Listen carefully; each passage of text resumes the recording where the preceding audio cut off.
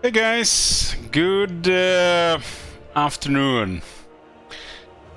We're gonna be catching up on all the things we missed for Warhammer 3 because it's the last day of July and tomorrow we can say Immortal Empires is coming this month. And no longer, we say it's next month. That's like been the worst thing this month. Next month. So they released quite a bit of teasers, news, and stuff. So we're gonna go through it today. This is gonna be the only thing on the program today. I'm been having a weird schedule last few days. Zombie Elch. I woke up a few minutes after midnight. So yeah. There's a command already showing what's next. Next is the, I think it's called Oracles of Tzeentch in, yeah, it's the Oracle of Tzeentch. Oracles... Yeah, Oracles of Tzeentch. Yeah, that's the next campaign in Realm of Chaos. Remember guys, we're doing all the achievements in Warhammer 3. So there's still some in the Realm of Chaos, which means we have to do several more Realm of Chaos campaigns. They are adding new content, so they might also add more achievements to Realm of Chaos. Hopefully they're gonna be all doable all in Immortal Empires. There's achievements that are kind of like the same in between Immortal Empires and Eye of the Vortex, but only worked in Eye of the Vortex. I haven't completed 5 achievements in Warhammer 2, and they are all in Eye of the Vortex. And I've done all of them in Immortal Empires, so pretty much what the achievements say. So let's see what we got here. There's actually quite a bit. Hopefully the Warhammer 3 main menu music is not too loud. I'll have it in the background. Just a little bit, why not? So this is what we have. So the last thing that we did was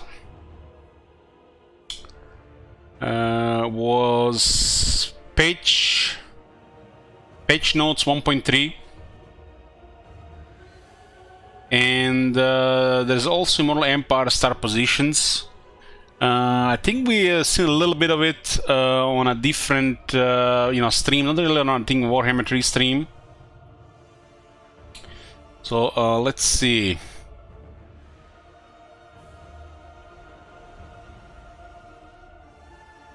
So this is the updated one. I think they updated everything here. So from the top to the bottom. Let's see now that it's a complete. Volkmar the Green with his banner. Kinda reminds me of what Knights of the Blazing Sun would have.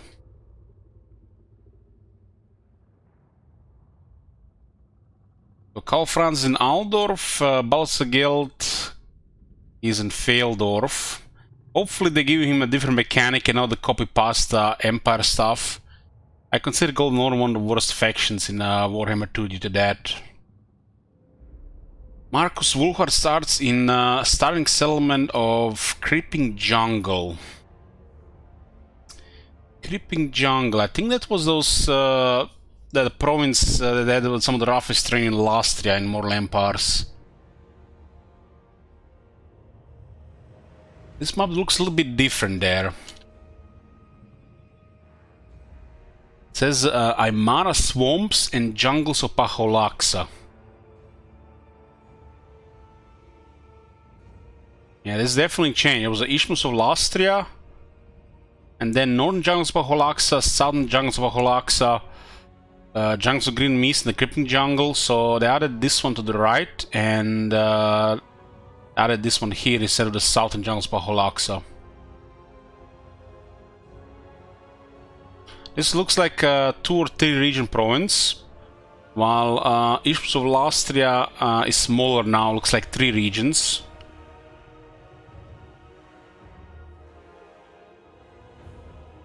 I mean, for Empire faction being here, I think it's pretty cool. And for Empire faction being here is very cool. You know, Karl Franz is Karl Franz, he's in the Empire. Guild in the Empire, but if he has the same copy-pasta mechanic as Reichland, that's just gonna piss me off. Because Guild is such an amazing lord, and he got butchered in the rework. They just copy-paste the mechanics of Reichland. The Reichland mechanics should just be unique to Reichland, and the Golden Order should have something else. Just they can cook something last minute, you know, like they did with Imrik. That'll be fine and acceptable. Golden Order having the same mechanics as the Reichland is just lazy. But yeah, this is what I expected for the Empire. I expected Volkmar to be moved. Maybe Kislev area or the Southlands. Southlands kind of makes sense. Southernburg is the Empire, right? Pretty cool. If they ever release an Empire DLC, makes you wonder what could it be. Maybe something related to this area here. This looks like it can easily be up to 10 provinces.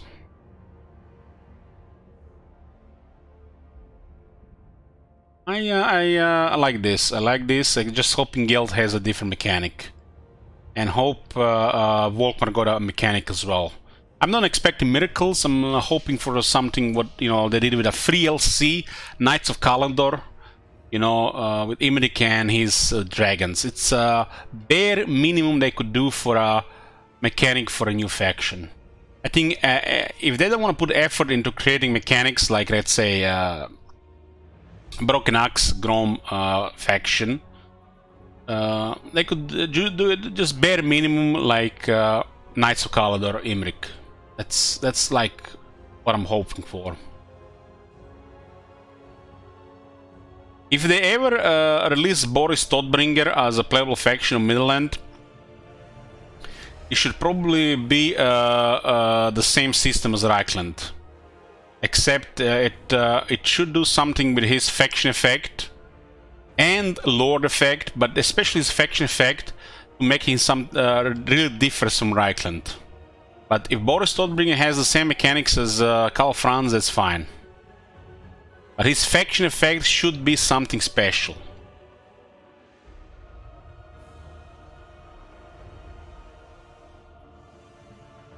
So this was the Empire on the Immortal Empires. I really like the map. This north area and the southern area, and we have the shape of Lastria with more coast of the western Nagarot. It's really good. And makes it look everything larger. The only thing I don't like about this map is this being empty. I don't think this was the right move. I think this should have been all ruins at least, or populated by some, you know, placeholder factions. It's all being empty. I'm not a fan of.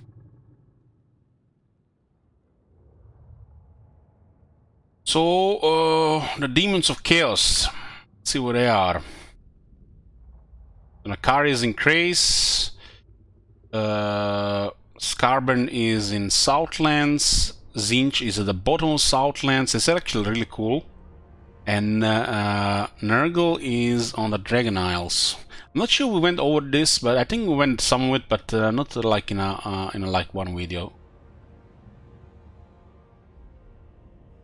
And Demons of Chaos is the north. They look like they added them just right. Just right. The weirdest one is definitely Nakari and Ultuan. It's gonna be, I feel like, really bad for the AI. Either really bad for Nakari or really bad for the High Elves.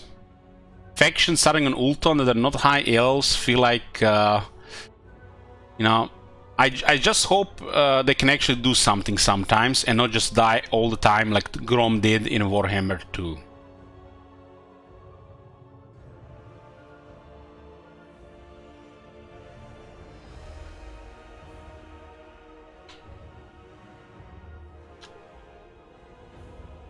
This one is not getting any larger, huh?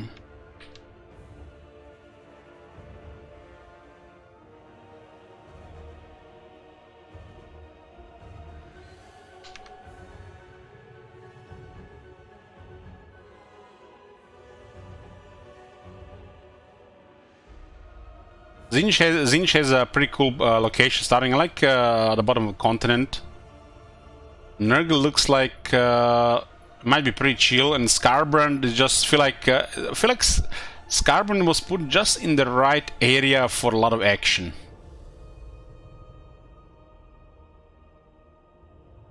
Just in the right spot for a lot of action. I'm not sure what is gonna be with this, and this is, you know, just like a little bit worries me that he's like this. Well, depends what's gonna be the victory condition. This one just worries me a little bit. Scarbrand location looks like a lot of fun. But no doubt Scarbrand hates this location like he hates everybody. So after the Demons of Chaos got Lizardmen, Exotlin in their location, Itza in their location. That's strange.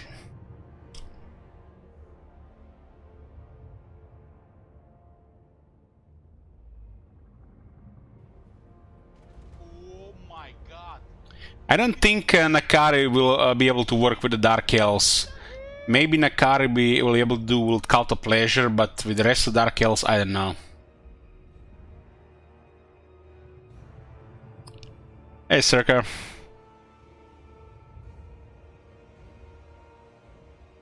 So now big miracles here in this area here. And this one is a little bit weird. So we have 6 Lisbon factions. Lisbon continent is Lastria. So this 3 kind of like, you know, expected. Pahuax being just below this is a little bit weird.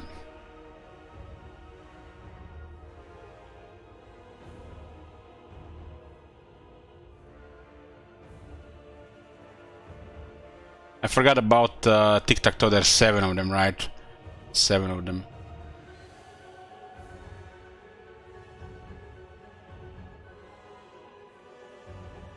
I don't know, I feel like Pahuax is gonna be dealing with demons down here, and then might just confederate the Lastria Lizardmen.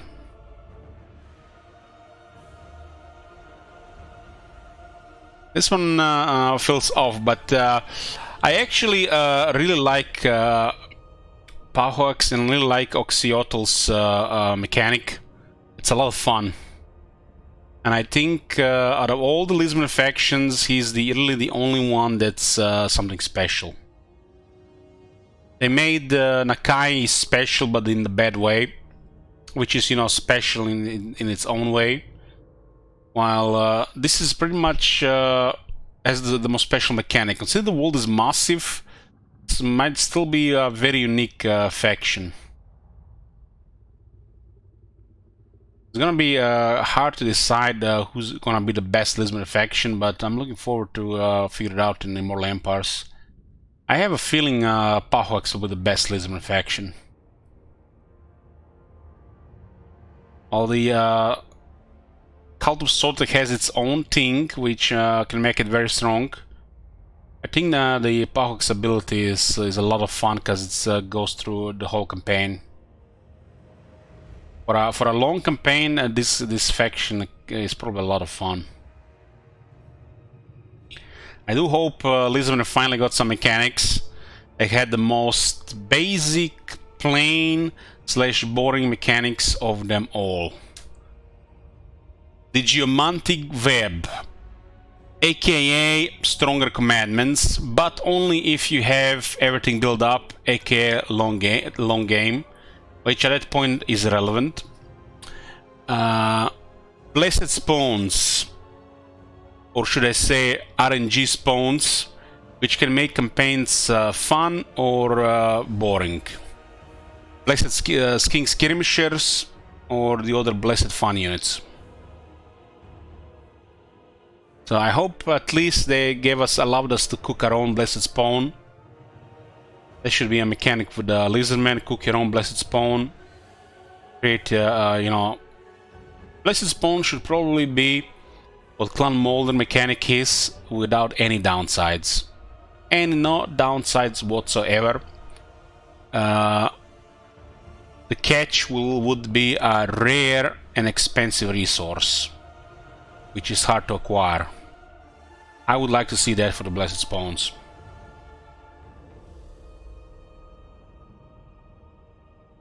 We got what they called Tlaqua and the Last Defenders in Southlands. No surprises here. The Southlands finally have their proper jungles here, not just, you know, half-days jungles of the Immortal Empires.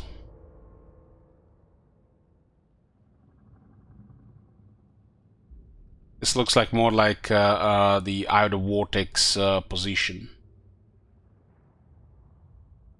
Biggest surprise with the Lizard positioning is the Kai, and I think that is a very spicy location, but unless they've done something with this faction, it's nothing special. He's Nakai the Wanderer, but so it makes sense to be put somewhere, you know, on the other side of the world, far away from the other lizardmen. But this faction is poop. The Lord is poop. It's a very cool Lord though, but it's poop. They made it when they were creating the DLC between Marcus and Akai. They spent all development on Marcus, and on the last day of development, they created Akai. This faction needs a lot of work, and it's not a fun faction with a broken vassal system in the game. The only thing that this faction has is special going for it, it's a poor faction, which makes it unique among the lizardmen, who are otherwise, you know, more or less the same, with some mechanics, special benefits, and just, you know, you're either gonna like lizardmen or you're not gonna like lizardmen. And Akai is gonna be worse than everybody else, and that makes him special. And that's a bad kind of special, like the old Crooked Moon special. But since everybody's getting reworks, everybody's getting cool stuff, new toys, fun toys, you know, this type of special is old. Just because devs are lazy, they don't know what to do, they create these Pega factions and they just keep it bad. And hopefully it's not gonna get a rework with the less the lizardmen, they're just gonna keep it boring and the bad kind of special like with the Crooked Moon.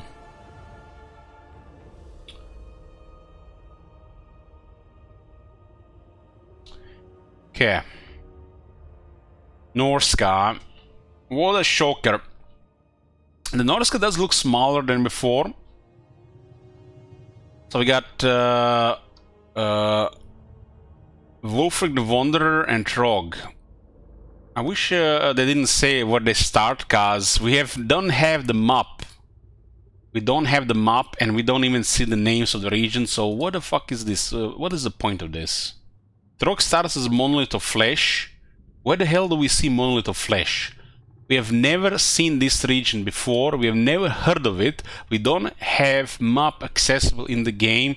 They should have said, you know, the name of the faction and not starting region, which is totally irrelevant. Because we have never seen this map and we have no idea what this is. This is irrelevant, trivial information. They should have told us the name of the faction at least. So we got Wulfric in the west and Trog in the east. No big surprise here. Norska starts in Norska. I do hope Norska got some better mechanics. I think Norska should have a stance where they can move at no upkeep costs with some of the best naval movement in the game. Other than that, whatever. This would benefit the player, and this would benefit the AI as well. I kinda also wish for the Norscan environments there are special buildings. You build this building and you create impossible weather and conditions for any invaders. Either that, or by building that building, the AI will ignore the region. Anybody that's not Chaos or Norska should ignore it with that building. Either impossible conditions or ignore the region by building that building. Norska is supposed to be some of the most harshest terrain in existence, and seeing mortal armies invade Norska just because, you know, player is there or some random nonsense, it kinda feels off.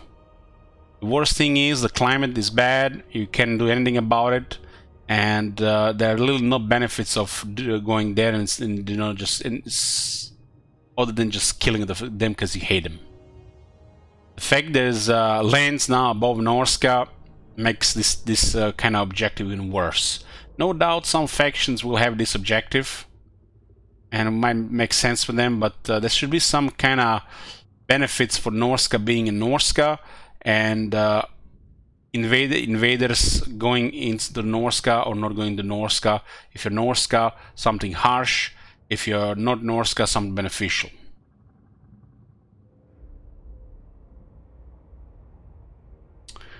Kislev, 3 factions. We got the Ice Court, the Great Orthodoxy, and what are they called? I have no idea. What is the 3rd faction of Kislev called?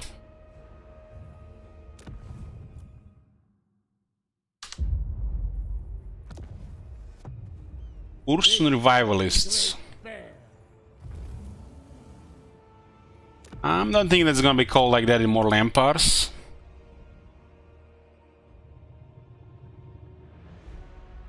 I should see the name of the faction here and not where they start, because it makes no sense. Yeah, this is no big surprise here. Boris knee-deep in Chaos, and these 2 in Kislev. This makes sense.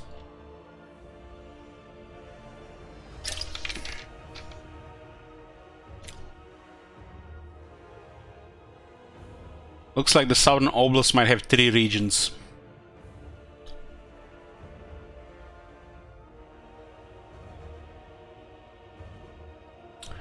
Yeah, Alexis, I was just going through some of the southern factions here.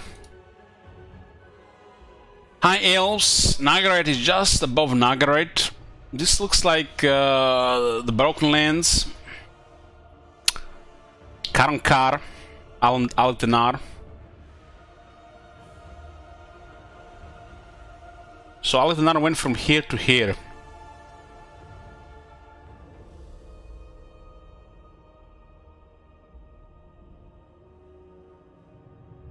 I guess they want to give Murat a little bit more room.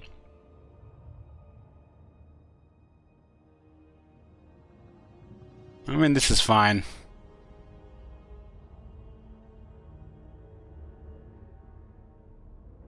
Avalon and Eatane looks like same positions.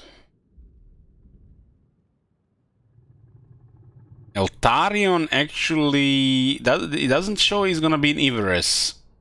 Maybe it's still the same thing as before. Most important thing about for the High Elves is Ulton. Everything comes second.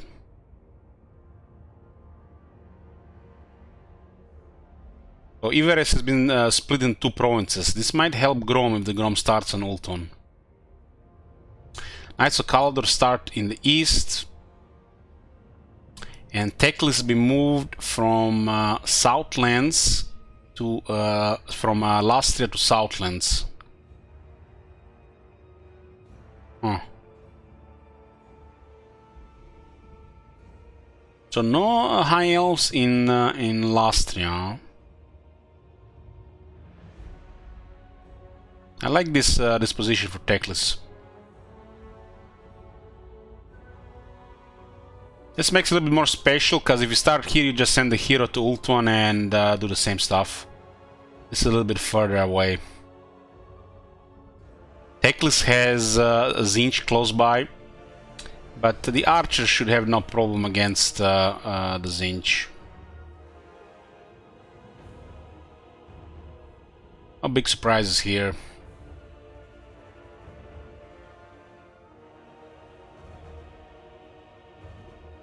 Bretonia, Coron starts in Coron. Borderloo is now in Lastria. Carcassonne is in Carcassonne. Shale del Ness is in Southlands. That's pretty cool. I really like this faction. It's one of the easiest factions Warhammer 2 as well. Borderloo being in Lastria, that's very cool. I hope this faction will have proper faction effects and not just, you know, another trade buff. It makes me wonder what's gonna be with Borderloo then.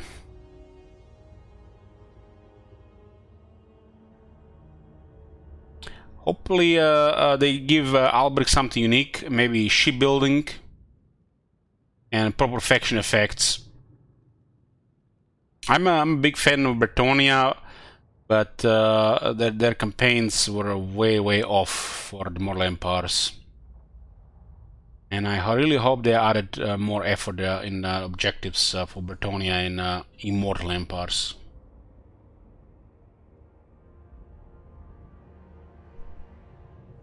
It's cool they moved one of them from Bretonia to another continent.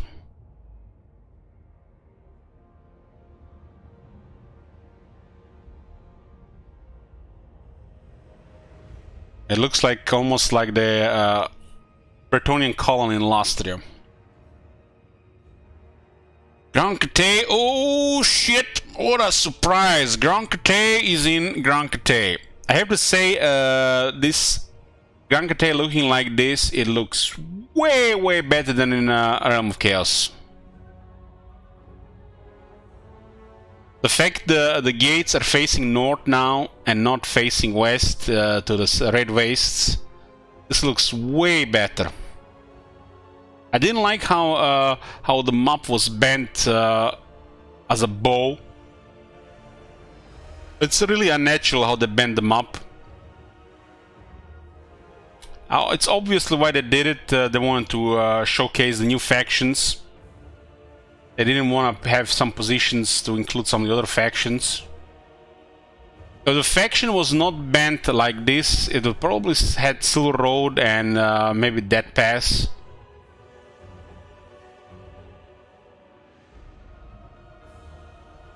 This looks way better than Realm Chaos. And it looks like the Cathay also has access to way more lands. This will make it more balanced to compare with the Empire. The Grand Cathay should be larger than the Empire. It does look like larger now.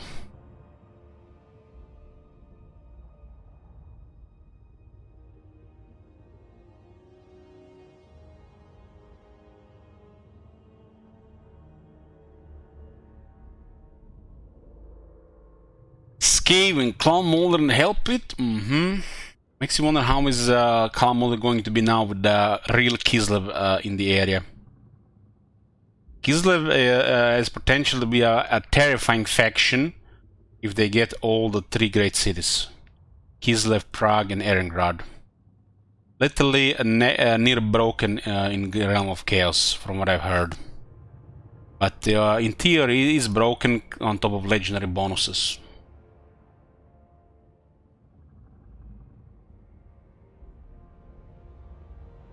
No Skaven in Nagara, that's interesting.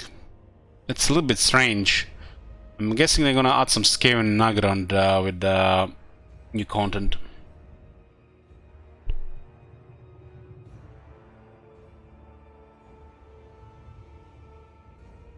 So Clone Pestilence in Lastria looks like a similar position as the Outer Vortex. We got Clan Morse right above Scarbrand. Oh boy.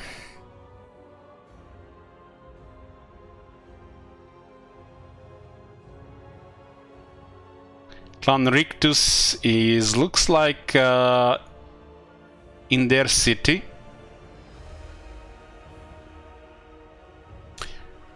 Clan Ashen is in the east. Ooh, so looks like Knights of Calder will be less interesting than they were in Immortal Empires. It's one of the most interesting and challenging starts of Warhammer 2.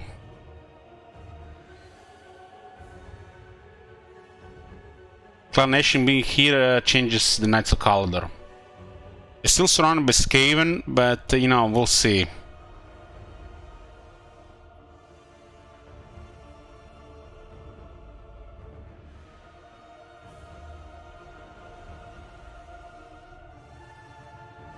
Skaven Blight, Clan Scryer. So Clan Scryer no doubt still has the best position. Skaven Blight is just too good. Unless they make Scary Southern Realms DLC. Skaven Blight is always going to be a chill mass murder campaign. But that Master Snitch is in Shingpo.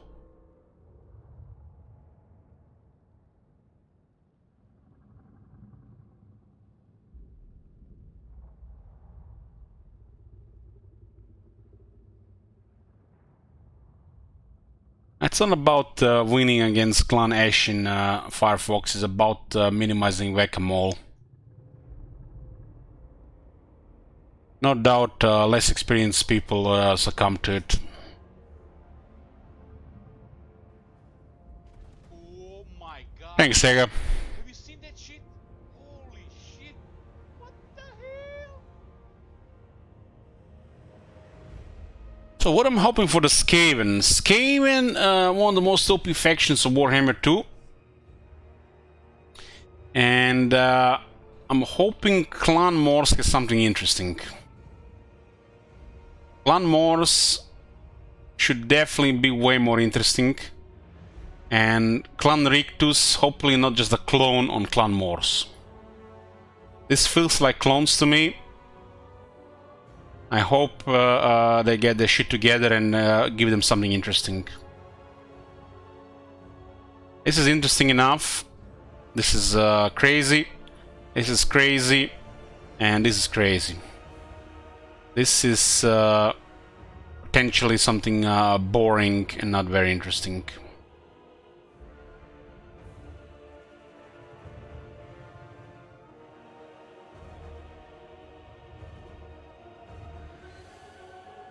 Ooh boy, look at this.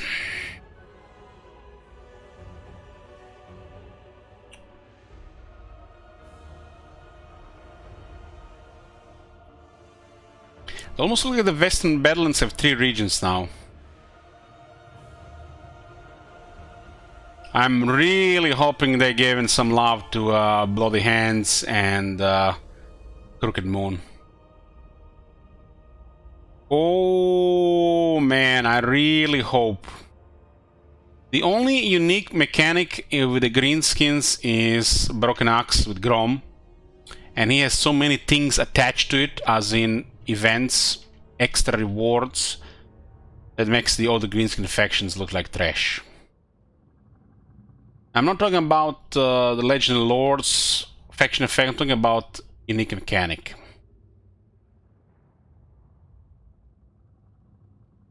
All the lords are pretty cool. Scarsing and Azag a little bit less cool regarding their skills. But they have potential. I'm hoping the Savage Orcs get their Lord, they get Hero and at least 3 more units. That is the worst free LC they'll release. And was also, I think, the first one. This faction is just a half-assed botched job.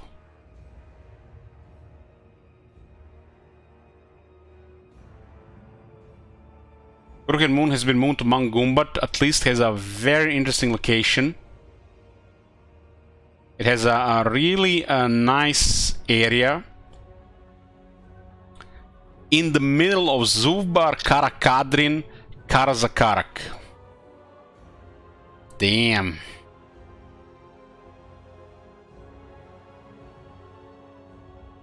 The Night Goblins, I find them very cool. There's potential with them, but compared to the tier 0 Goblins and Goblin Archers, completely forgotten and irrelevant.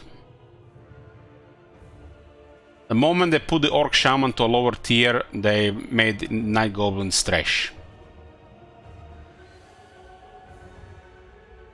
Azak needs some definitely love as well. He's got created his own faction, Bone Rattlers, with Imrik, Freelc, and Imrik got a unique mechanic, while Azak got nothing. Maybe something with the undead, or give him access to upgraded spells at least. That crown that he's wearing, it should be even more powerful.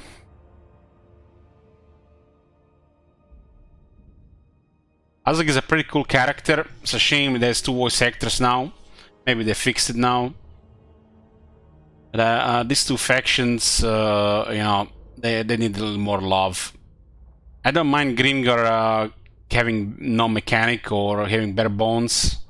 Grimgar is Grimgar. I think as a lord is so simple that it's good enough. Having a tanky killing machine, that works for me. Factions like Grimgar's faction or Khazrak faction, they don't need much. They just need the potential to create their lords into killing machines, and they'll be fun enough. And they're killing machines. And it's a different when you have a killing machine that just grinds melee.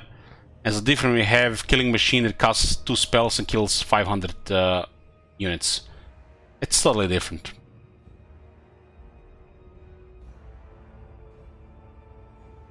Grimgar being moved there makes me wonder what's gonna happen with that pass. The best thing about Grimgar was his starting location. The Black Rug was a real prize. The landmark there is incredible. A little bit too strong location, honestly, for Grimgar at the time. The rework made it really powerful. Grimgar being moved here, I'm not sure why. Maybe it's a low reason.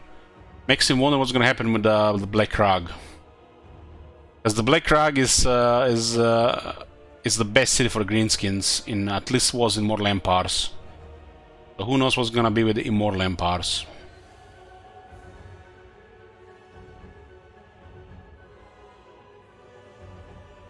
Kinda strange they moved him here without introducing Chaos Dwarves to the game. So it's gonna feel weird Grimgar now and after the Chaos Dwarves get introduced.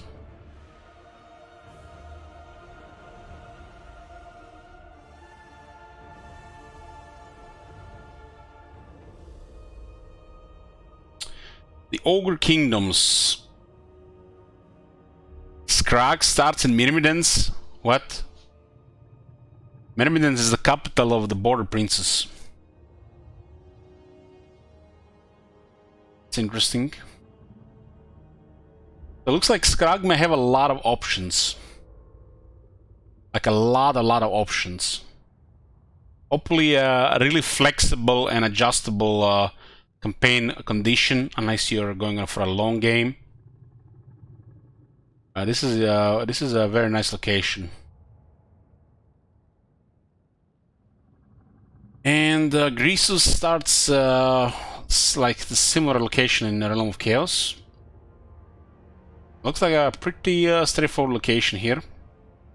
If you can play nice with Zhao Ming, it's a very good location. And maybe Skrag starts in the outside the city.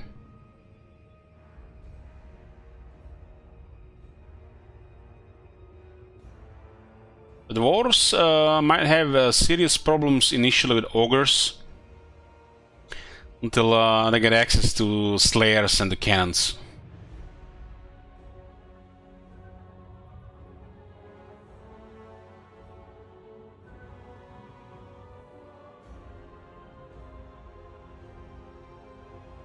Beastmen. The Taurok starts in a similar position. Taurok is so much fun. And look at that icon as well. This is like a God Slayer walks the earth. Taurok feels like a god of death. The ultimate engine of chaos destruction.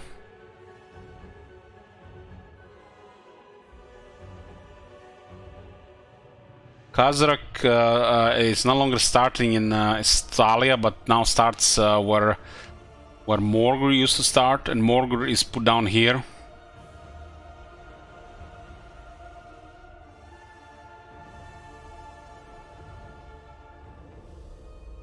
Beastman was one of the last updates of Warhammer 2, and they gave them a really good rework, a little bit too good.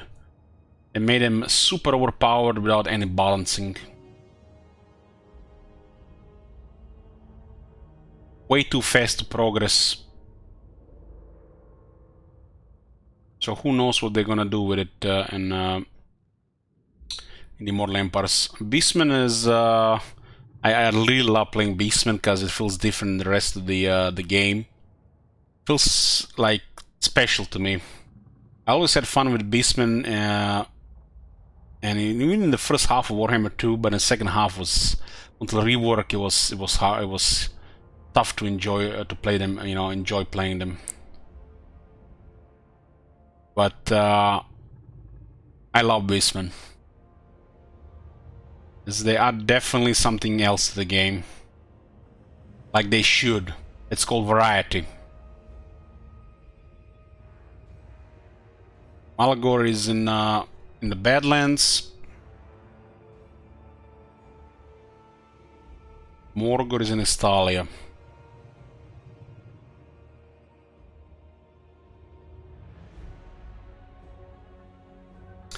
Tomb Kings. Finally, Exes of Nehek don't look like dog shit. Let me tell you about me, guys, and Exes of Nehek. I felt like I was in this depression for nearly 2 years. You know, I was always, you know, a person that was brooding, and with some of these campaigns, you know, you noticed me, you know, I was drinking, right? You know. And when I have these factions, let's just get out of the way first.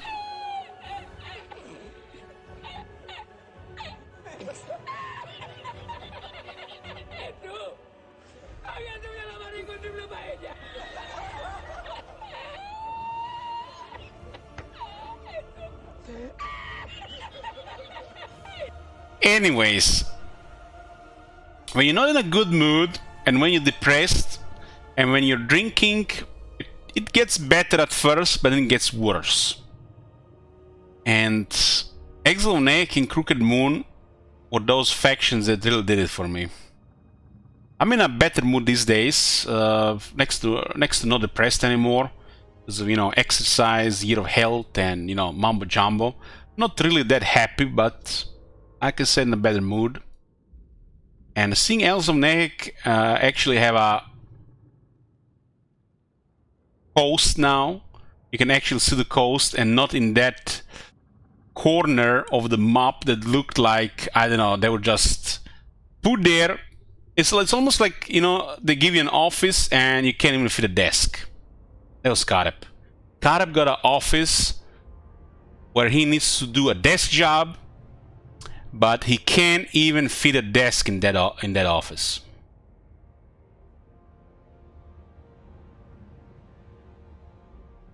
And seeing Kareb having some room makes me happy.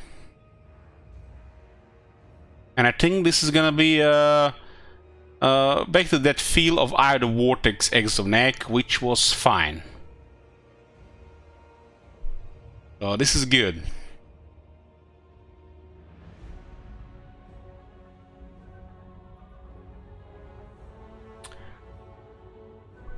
Followers of Nagash. Oh boy. Oh boy, this faction, guys. I hope this faction got some work. Because if I get in Immortal Empires and I see Followers of Nagash, the same exact shit as in Warhammer 2, lazy ass botched job, I'm not gonna be happy. We understand it's a campaign map of Tomb Kings, but you had to create 4 factions. Probably 2 out of 4. You gotta hope for 2 of them to be good. But Followers of Nagash, oh man. This is supposed to be a scary faction with a scary necromancer lord, and they get Arkan. Arkan the joke. And what's worse, they fucked up his chariot and they nerf his strongest ability. And what you get a shit faction. So I hope followers of Nagash gotten some love. Cetra is awesome, and he's the leader of the best Tomb Kings faction. He has Hemry, and he has the location. Cetra is just amazing, you know, like, don't even do anything about that. I want other factions to feel something else. And they don't. They don't. This one has location, which makes them unique enough. Well, this has to be something else. Has to be Tomb Kings, but they have to feel different. This thing as well. Tomb Kings, but they have to feel different. Until that happens, they're just gonna be dogshit factions. And Cetra is gonna rule. So I want this faction to be Tomb Kings. I want them to be a scary faction with an evil necromancer lord that is powerful. I mean, look what they did with Kemler. And what just compare the final version of Kemler with Arkan the Black. Kemler is fucking terrifying, and Arkan the Black sucks. Meanwhile, Khalida, I don't know. She got that cool mod in the workshop you can, you know, pep to. And that's it. I want Khalida to be Tomb Kings, but, you know, be different than Cetra. And her being next to Cetra and her being a different lord, that doesn't do it. It's boring and it's a shit faction.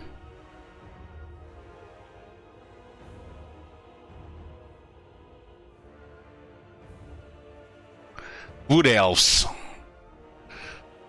Oh shit, look at this! Wood Elves. Every location the same. Well, no surprises here, boys. No surprises here. I think that's fine. They had probably the best rework. Unique. And I feel like overall the best rework of Warhammer 2. If only the Empire has gotten something like this. Or the Greenskins. So no big surprises here. We got Draika in the Empire, Argelon and Tals in the Ataloran, and we got what the sisters called? Sisters of Twilight, the Ariel something. They're in the Witchwood.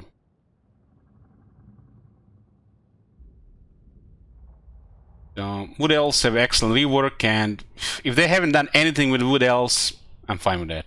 Heralds of Ariel.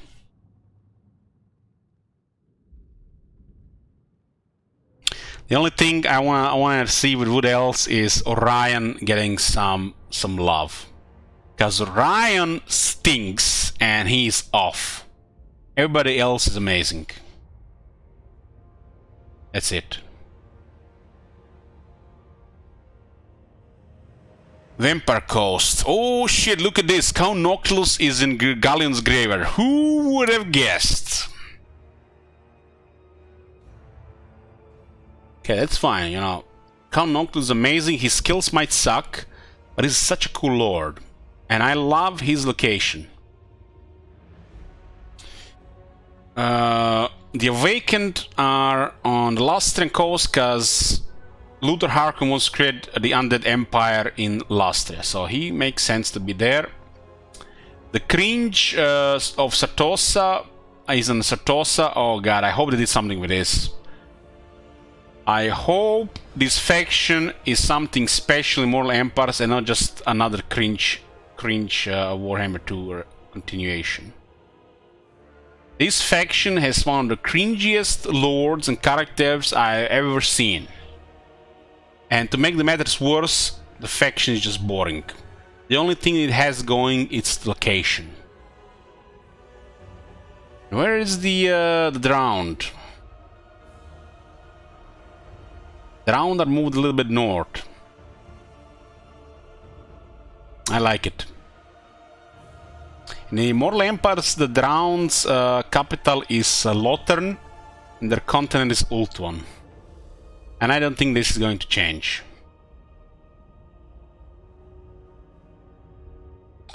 The Drowned are probably the most fun Vampire Coast faction. There are also original faction created by Creative Assembly. And I created a very fun lord, cool lord with nice skills. Really just a well done faction.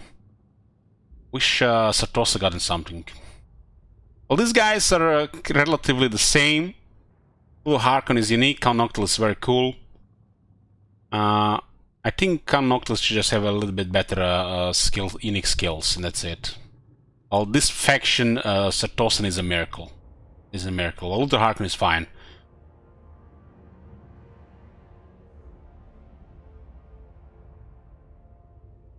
Dwarves, my favorite faction. Let's see.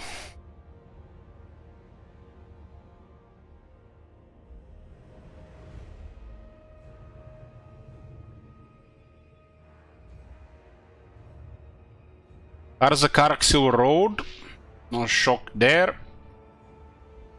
Thorgrim Grudgebearer is finally back as the king.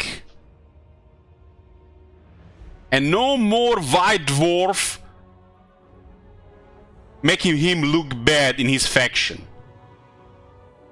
I think, guys, the Legendary Lords need to be powerful, they need to be fun, and there should be a Legendary Lord for everybody, and some of them should give a different playstyle, give you variety, and different, just, you know, different experiences.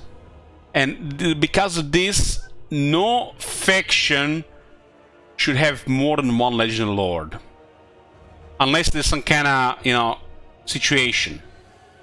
And acquiring another Legendary Lord should be next to impossible to keep the faction unique.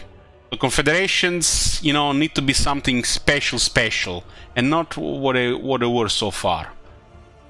And for the longest time, the White Dwarf was making the High King look bad. White Dwarf never belonged to any factions, if you ask me, since day one. It was off, but in Warhammer 1, you know, they were still working the shit together. So they kept everybody together. But once they start splitting them, you know, we've seen things. You know, with Clan Angrun, we've seen the, you know, potential that, you know, the dwarf should be elsewhere. We got Karakad in the start of Warhammer 2. We got Torek later, and now finally Immortal Empires, we got a new faction, Gromberdal, and we have no fucking idea what they call because they put totally irrelevant information here. Gromberdal starts close to Malekith. If I'm not mistaken, Malekith is in Iron Mountains and Gromberdal is below him. The dwarves are not really dangerous early on, unless they get quick access to artillery, slayers. So this will be no problem for Malekith. And High King having his own faction now, we can finally go with his flavor and enjoy the High King from rank 1 without feeling bad of not playing a superior starting lord, which was Gromberdal the whole time, because of his crazy strong event and campaign skills. This not only will balance Karazakarak more, but will make the Karazakarak more challenging. Depending what they went with the AI behavior around. In Warhammer 2 Immortal Empires, if the White Dwarf was not part of the Karazakarak, that would have been a much harder campaign. And already in Legendary was, you know, a little bit unpredictable and according to some very difficult since the greenskin rework. And the White Dwarf not being there would have been, you know, an amazing experience, I think.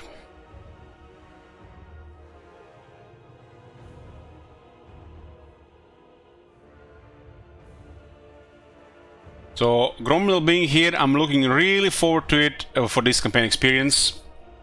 Gromberdal is a very strong character. He's literally a stronger version of Grimgor, just dwarf. And curious to see what they given him. Starting units and if any, mechanics. He only has a mechanic with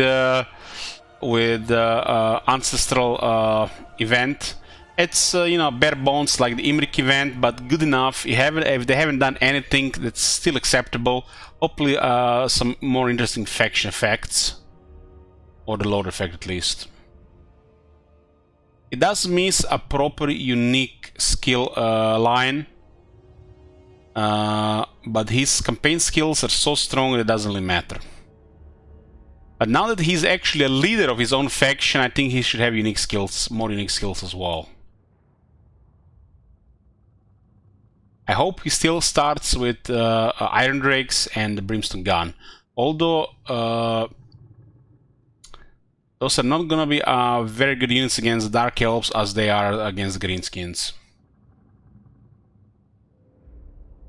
Because the Dwarves destroy Greenskin range, while Dwarves and the Dark Elves range is comparable really, until the Dwarves get artillery. Clan Angrund starts in Zaragzil. Zaragzil was a minor settlement in Immortal Empires. Maybe they made the capital now. There was a Karak Izor there. Oh my god. They did split Eastern Badlands. There's now 8 peaks and the Eastern Badlands. It used to be one large province, now there are 2. Hey, Matlop.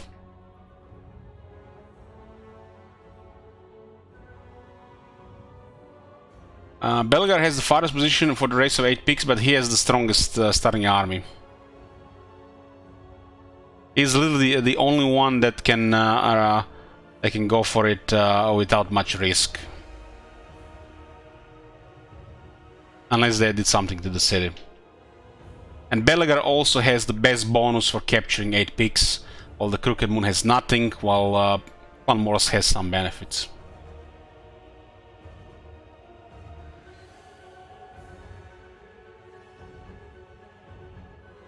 Thorek Ironbrow is still in Karak Zorn. And this is no longer the bottom of the world. It's still very to the south, but this location will feel different now. There are also more jungles here. This location definitely looks like the spiciest of the dwarf locations. This is quite nice. But, you know, it's all Dark Elves and some weird stuff around.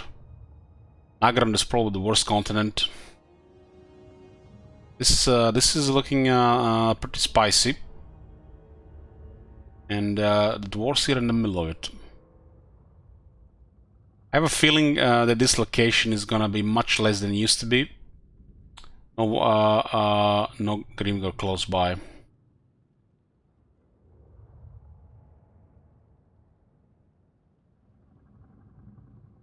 Why is the right side so empty? Because they forgot to add provinces in these places and it feels off.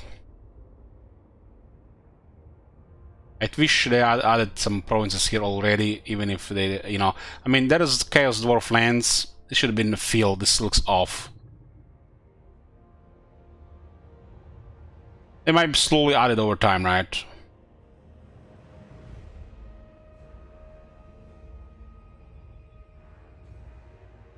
Dark Elves. Is it me or... what's his name?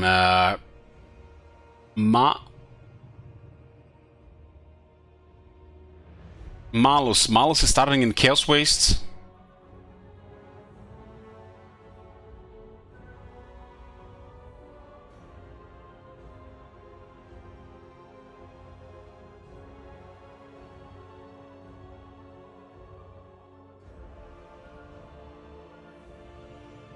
Huh.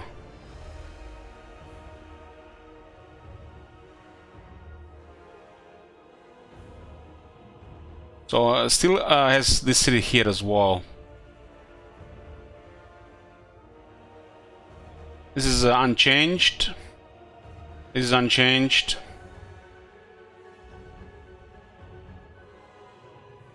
Our card has the old techless position. You look from the looks of it. I like this location for a card much better than Albion. He had one of the worst positions in Immortal Empires because how the map was created. You guys have noticed the Albion change? See the Great Ocean, how it looks like, the borders with the old one. You know what my main criticism of Rakard and Albion? You see 20 factions that started the campaign. You see how they split the oceans and the Discovery. Ultron is more cut off now from this area.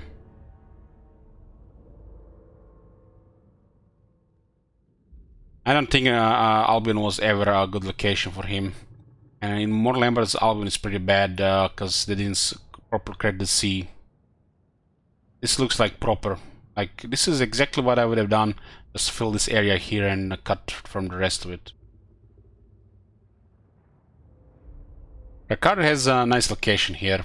I like Rakard here. And Lockyer is starting in the Far East. Damn. That's spicy.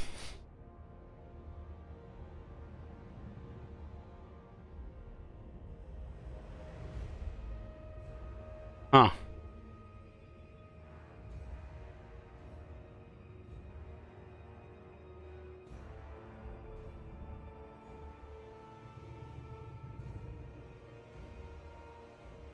Ogre went from some half-assed job to a very nice faction.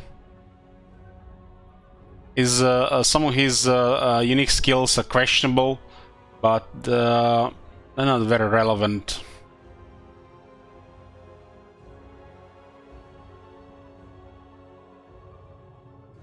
But Locker's faction should be very nice in this position.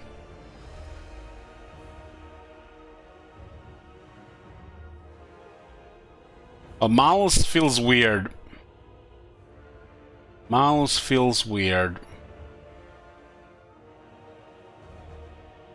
I don't know what's gonna be with this.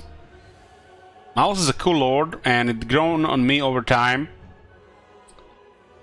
But it always felt like an extension of Malekith, especially as the AI.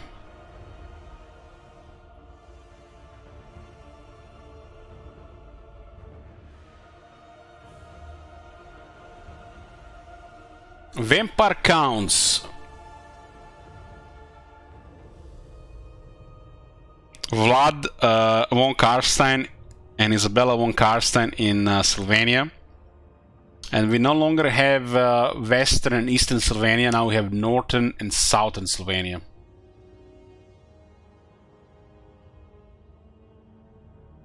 Castle Dragonhof, damn.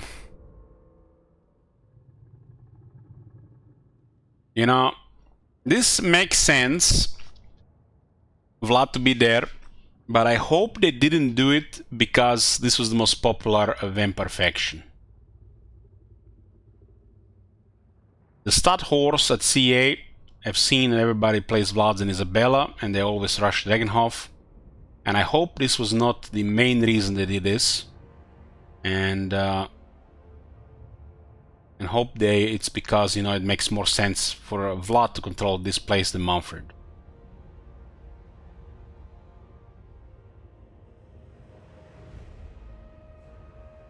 Manfred von Karsten starts in Kasabar. That was a capital in one of the provinces down there. Manfred in the Southlands. I really like this. Finally, boys, we got followers of Nagash. Okay, screw Ark and the Black, we got real followers of Nagash in the game.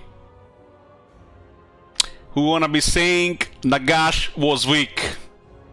Manfred's supposed to be this scary spellcaster, one of the strongest vampire wizards, and he's close to the pyramid. Oh boy.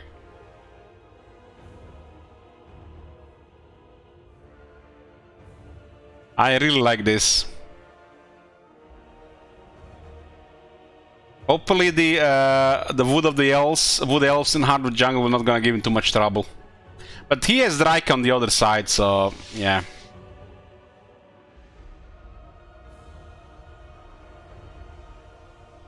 The vampire counts can use their numbers to overwhelm the Wood Elves. Race did exist.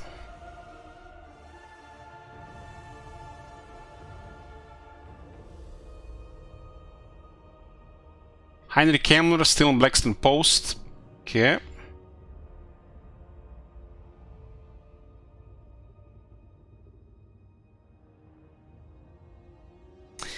Nagash was weak is sarcasm.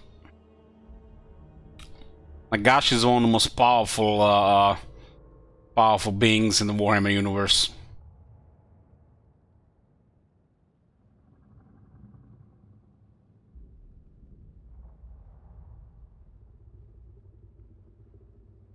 Blood and Isabella von Carson kills Dragonhof.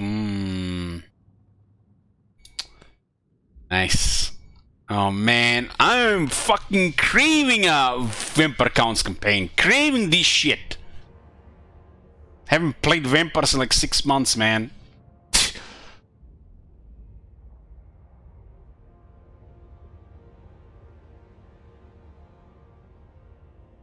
Helman Gorst, the Haunted Forest. Which faction you gonna play first in Immortal Empires? Most likely Empire, but I'll decide on day 1 of... I mean, it's gonna be probably day 3.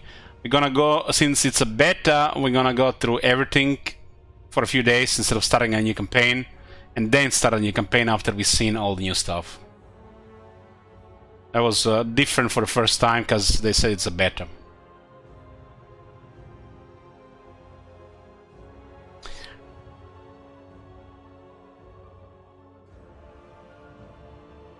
I really like this location for Gorst. The Haunted Forest was basically part of a nobles country in Mortal Empires. It was a region below the Ashen's capital.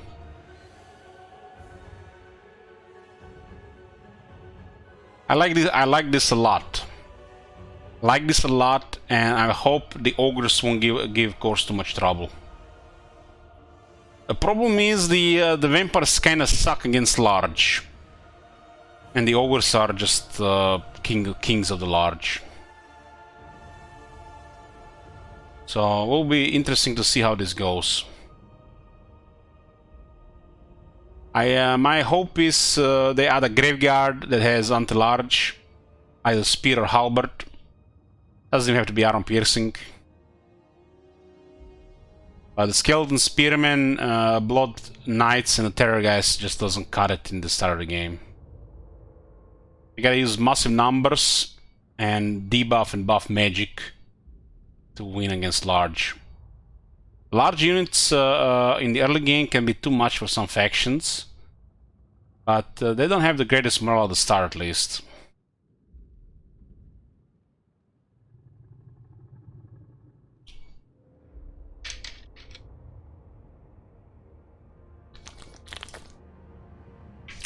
I'm hoping really that this place gets expanded in the future. This location will not feel a special, but you'll have more options at least. You don't have to go north. You can go west, or you can go east.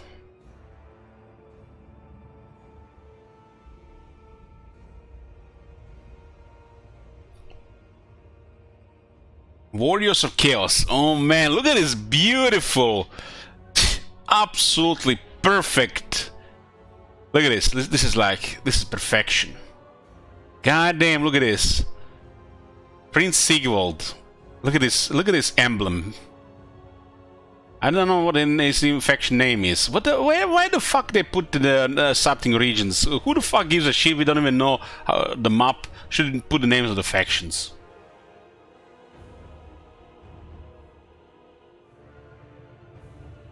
Oh, that's like the most beautiful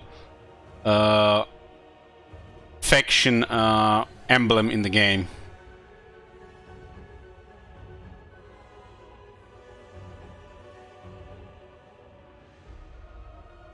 The Decadent Host, I like it.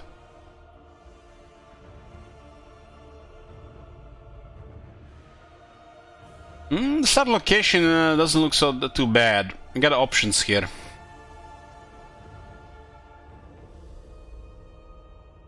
I wonder what's gonna be with war options. Somebody have spoiled to me that this faction gets a seduce mechanic, and that is the best news I heard this year. Because it's one of my favorite things of Seduce, with the Seduce of Slanesh, which is my favorite faction in Warhammer 3 currently.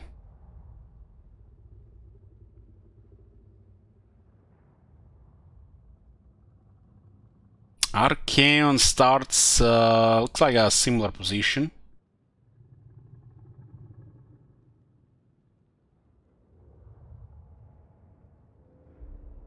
It definitely looks a little bit bigger, right? And a little bit into the north. I like that it's at the very top of the map. Every time I hear Archaon, I see Archaon these days, and the capital T, I better not be disappointed on the Slayer of Kings. Slayer of Kings better be a weapon of mass destruction and murder, and not that garbage they did. That's gonna be probably the first thing I go see in the game. The Slayer of Kings. And it better be good.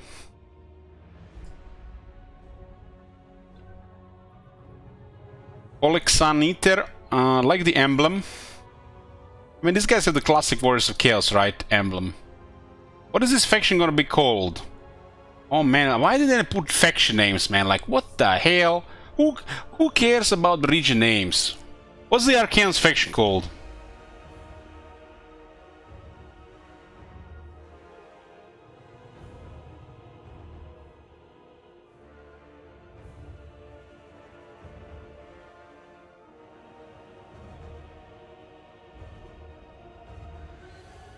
Warhost of the Apocalypse, nice.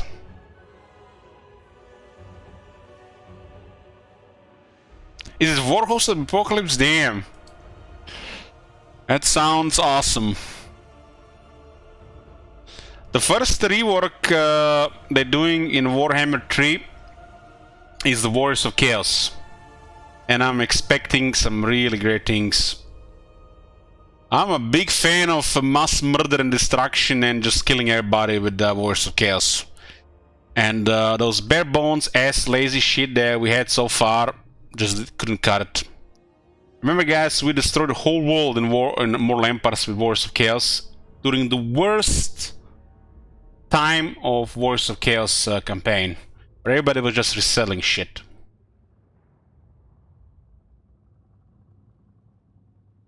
There is just something special going around the map and just murdering everybody. I think Warriors of Chaos are great for that.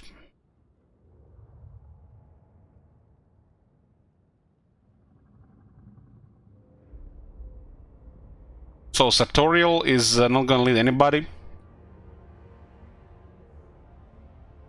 Belacor is in Albion. I love it that Belacor is leading his own faction.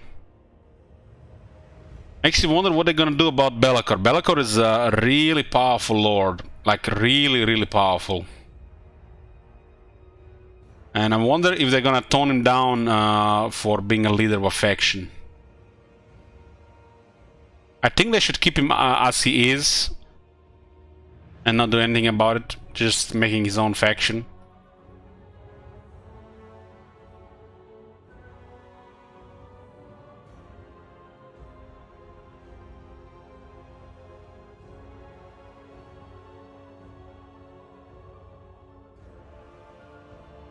Definitely looking forward to see about this. We're gonna see this on day one.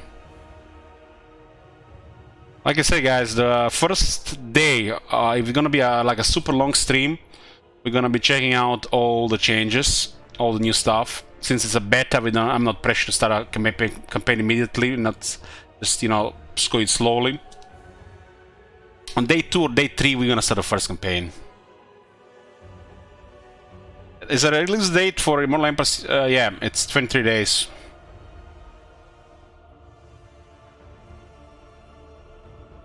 Champion of Chaos, Azazel. So this is like another faction. This is a Warriors of Chaos. And this is a Champion of Chaos. This is a different faction. Azazel is another I don't know what the fuck they are. Are they supposed to be like I think they're Warriors of Chaos, just led by a Demon Prince.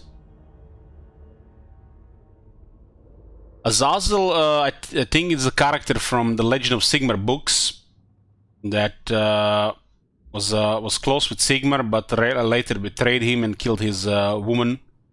He was like really, I mean, he was like susceptible to chaos, right? He was like a excellent swordsman.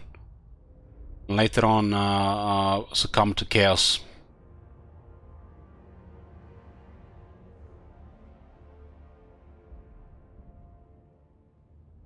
So he's now the Demon Prince of Slaanesh. I guess he's one of the earliest Demon Princes. You know, the Belkor was first. This one was also one of the earliest ones. I mean, this one is from the before the Empire, right?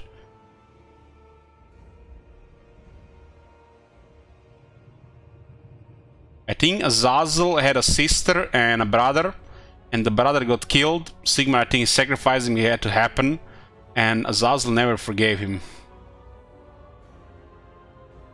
And then when something else happened on top of that with his sister and Sigmar, and I think he didn't approve or something.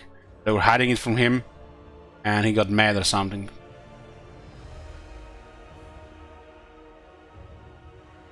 It's been a while.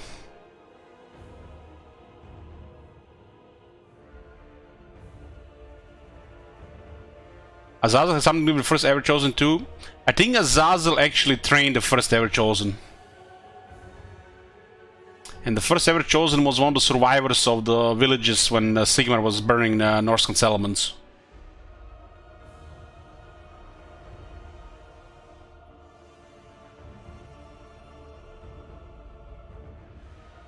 Azazel, Prince of Damnation, Tower of Krap.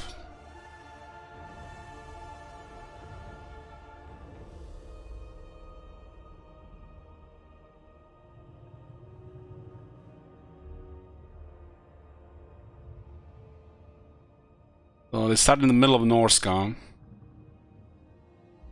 Pretty cool looking banner as well. Emblem. Champion of Chaos Festus. I heard people mention this Festus, but don't know who that is. Nergalam.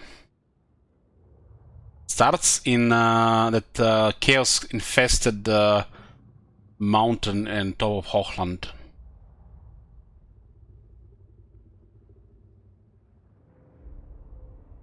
Is he also a Demon Prince, or is he somebody else?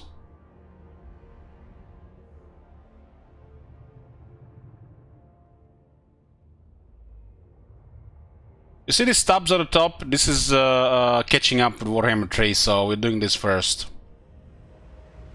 He's not a Demon Prince.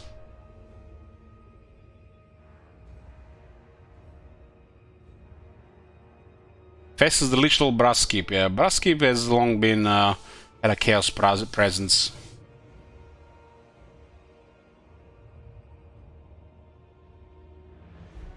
Yeah, this is it for the catching up with the starting positions. I think the biggest surprise here is Gorst here.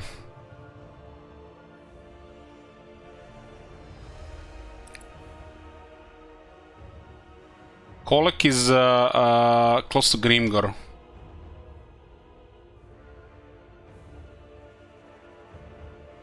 There's a lot of factions Southlands.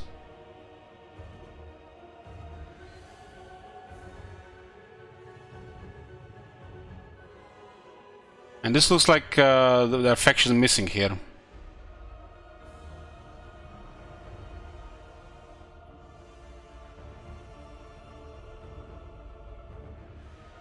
Okay, what's next? Total War Warhammer 3 Immortal Empires dedicated factions. I don't think we went over this one. It was July the 5th.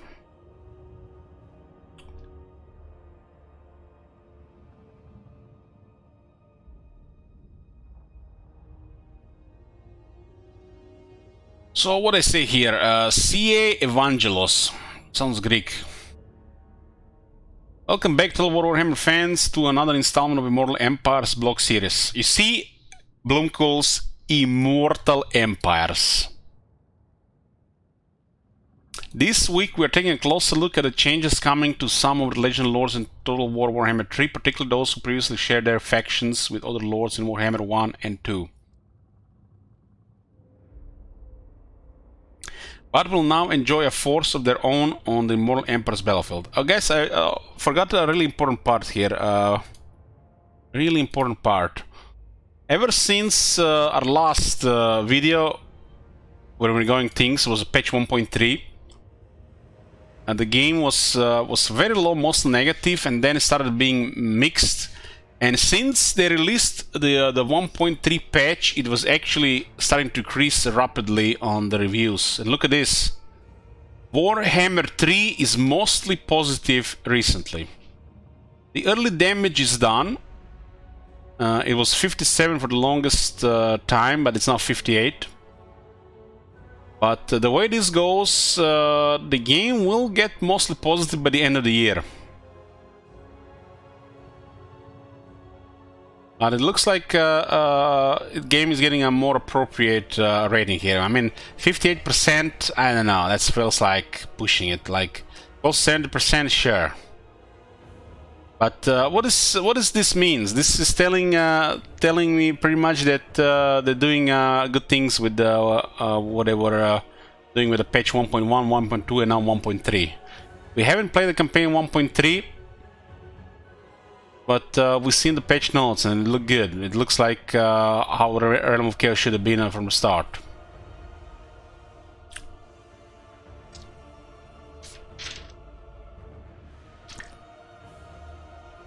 I don't think it's gonna be negative again, because it's Immortal Empires beta. And this gives me also a different approach to me personally. And I'll be probably less critical of it because, you know, they actually named it beta. Even if it's in a horrible state, full of bugs, work in progress, we'll still have lots of things to do. And the fact that I said it's beta, most of it is going to be all right.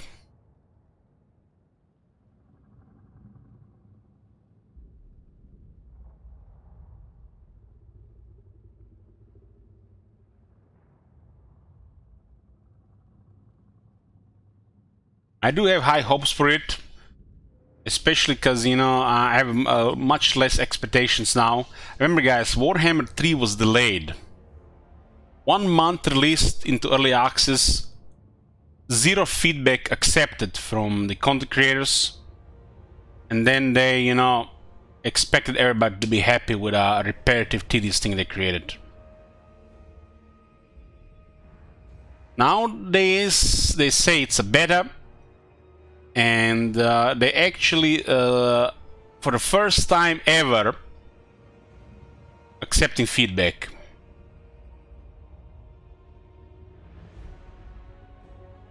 And since they said it's a beta, my expectations are way lower. My expectations were much higher of initial Warhammer 3 due to delay.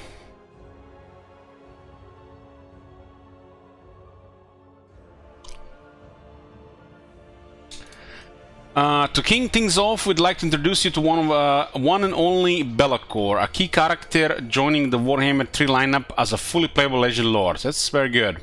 I was hoping he would lead a faction. I mean, he seems to be like putting way too much effort and too cool of a character not to lead his own faction.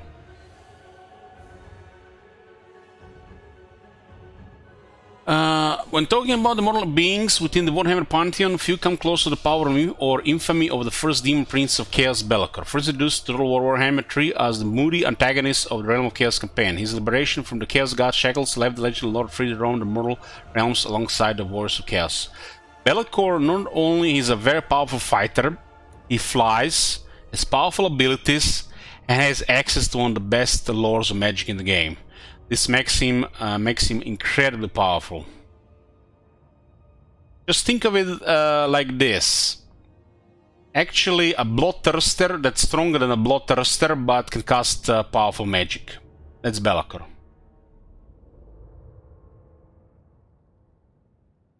As an undivided demon prince, Be'lakor kneels to no specific god. Instead, he leverages the power of all four to become a versatile fighting machine bestowed with powerful gifts from each.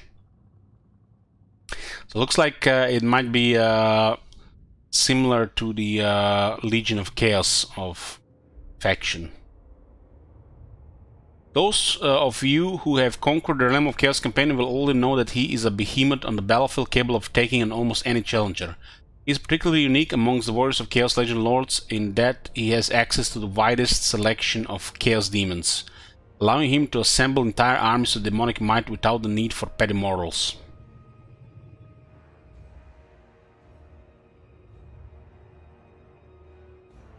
I mean, the model is just amazing as well.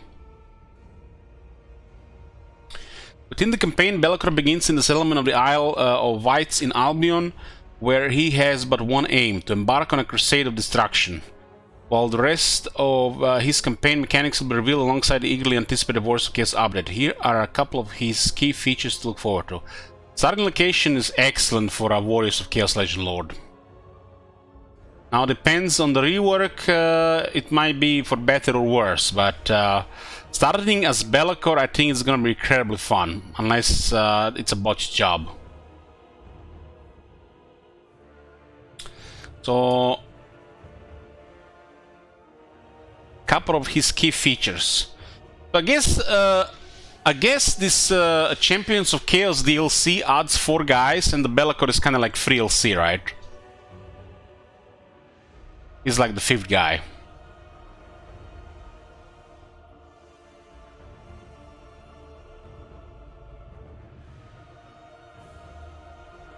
Unholy Manifestations, like the demon factions, Be'lakor has access to 4 powerful Unholy Manifestations. I hope these Unholy Manifestations have been buffed for some of the other guys. Some of them are really underwhelming.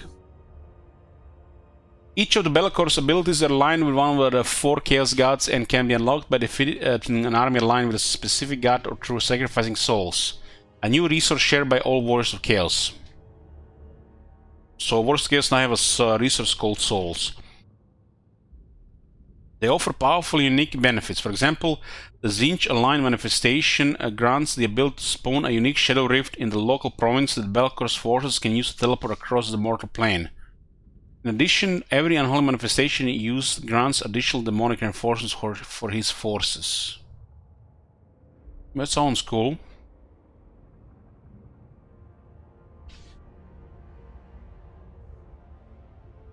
Be'lakor's Shadow. Be'lakor has the unholy ability to corrupt those who stand against him. When he defeats the human lord in battle, he can mark them with chaos, slowly corrupting their soul and eventually converting them into a demon prince to reinforce the ranks of his army. What?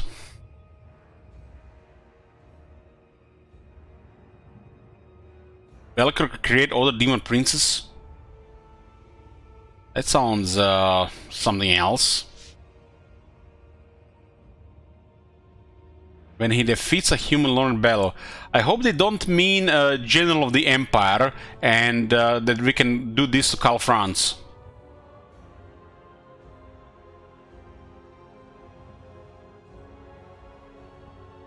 This definitely sounds pretty cool.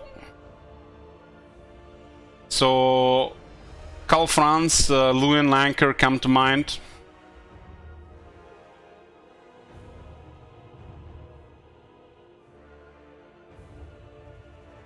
You can do it with Legend Lords.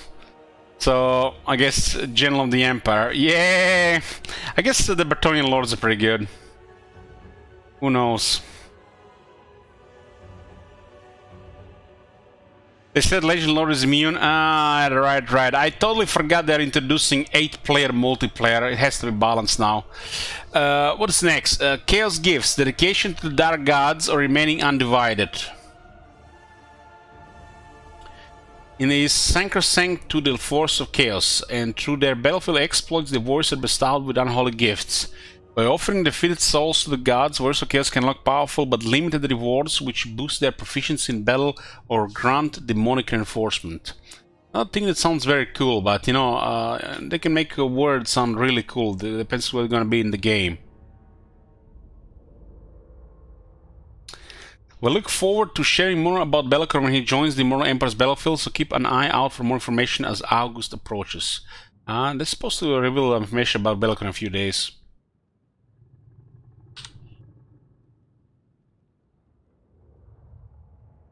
Dedicated factions. If you're a veteran of Immortal Empires, you'll likely know that a few of the iconic Legend Lords at your disposal currently share factions starting positions with other lords, so we are taking the opportunity to give several of them a role of their own. See Volkmar and Arkan here.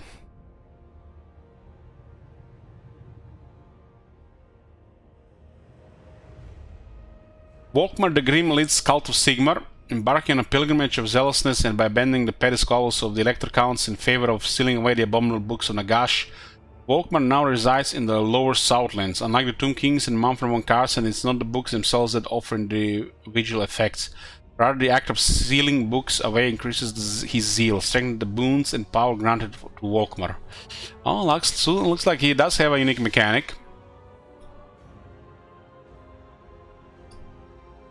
Very cool faction emblem as well.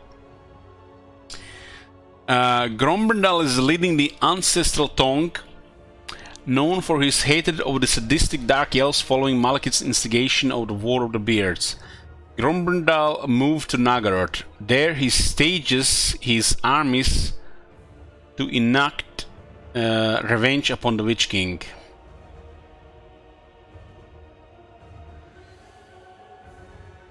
Elmangorst, Caravan of Blue Roses. Now, that's an interesting name for a faction. Caravan of Blue Roses tells me that they added mechanic. So it looks like the long 15 is back, boys. Caravan of Blue Roses.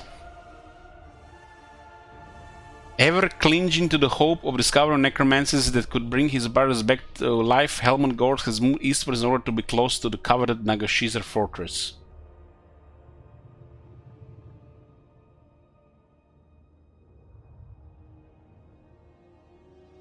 Yeah. Vlad and Isabella von Karsten, they are now leading Sylvania. Unlike the other legendary lords, this power couple will be staying together in undead matrimony, but will be playable within the same campaign. If you choose Vlad as your legendary lord, Isabella will be automatically unlocked as a hero, and vice versa. Damn, who would have thought of that? You seen that shit? Looks like they finally got some good ideas in CA. Hesitation. So now we have both in the same battlefield from the start.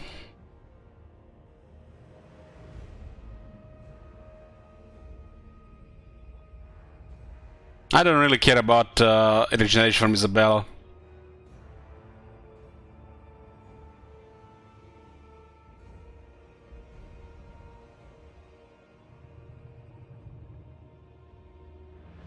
Well, Vlad's bonus is kinda shitty. Maybe they may give the Vlad Isabella's bonus.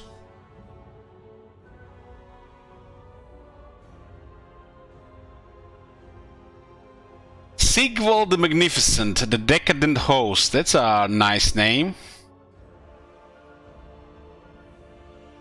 Armed with his disturbing yet angelic beauty, Prince Sigvald is now a force unto himself within the Warriors of Chaos. He reclines in pleasure in the northwestern Chaos Wastes and has been bestowed with some tantalizing new features, such as the ability to seduce units, use seductive influence, and has access to Slanesh, this demonic breed. Damn. It's like, this is perfection, guys. It's just perfect. I would have been happy with just reduced units, but we could get more. I mean, look at this perfect, perfect emblem here. It's almost like they put some love into it.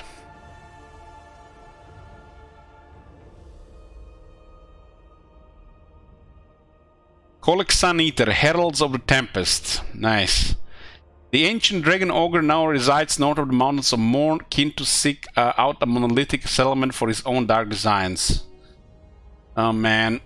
Now that Colic leads his own faction, he had one of the worst faction effects in the game. I'm secretly hoping Colic has a faction effect where the lords just grow in size as they like win battles and shit. And I hope the same mechanic is also allowed for the Orc War bosses. That will be something something else.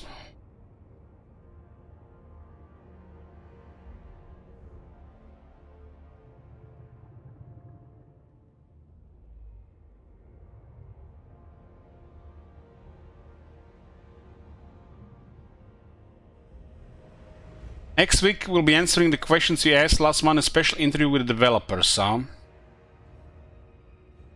What was that interview? People told me not to watch that one, but now we're going with everything, I guess we might as well watch it. Total War.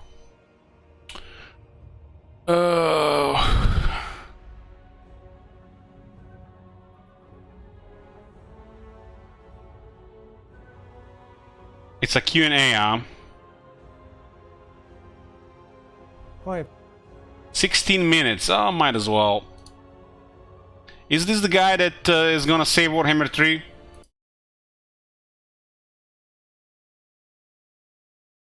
Richard Aldridge, the savior of the series. Everyone, I'm Richard Aldridge. I'm the game director for Warhammer's new content team. I'm Mitchell Heasty. I'm the lead designer on the Warhammer 3 new content team. Thank you very much for sending in all your questions, thoughts on Reddit, and today we're going to be taking you through a few of those and trying to give you some answers. Immortal Empires is our kind of grand vision, the entire Warhammer trilogy, you know, coming together after many years of work across the team, across the studio. And in doing so, we've had to bring obviously games which are quite a few years old up to date with Warhammer 3. So Warhammer 1 and Warhammer 2, you know, all the content there that's been made over the last few years, it's not a simple case. Why the giants always falling, man? This shit has to stop. Has to actually be reworked, rebuilt, refactored, and actually brought up to the standards that you're seeing in Warhammer 3. So again, why we're calling it a beta is because we need to allow for some little missteps, shall we say. You know, we're doing like a lighting pass on the various maps. We're going to be rebalancing all the units, all their stats. Totally forgot about Gorich. Updates to the aesthetics, the visuals, so lots of different bits that will just generally get improved from Warhammer 1 and 2. And having a beta allows us for some of the little bits that, yeah, we might miss along the way. But the beta absolutely lets you have the full experience, right? All the legendary lords are there. They're all kicking us and, you know, ready to be played. You get to experience it all. Ready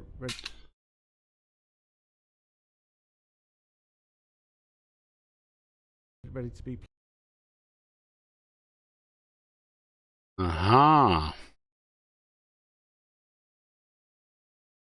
So they put it on easy and easy, huh?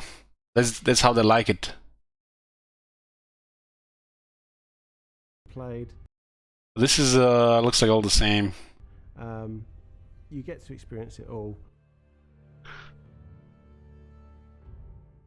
Yeah, so right when we started Immortal Empires, this is something we thought kind of long and hard about.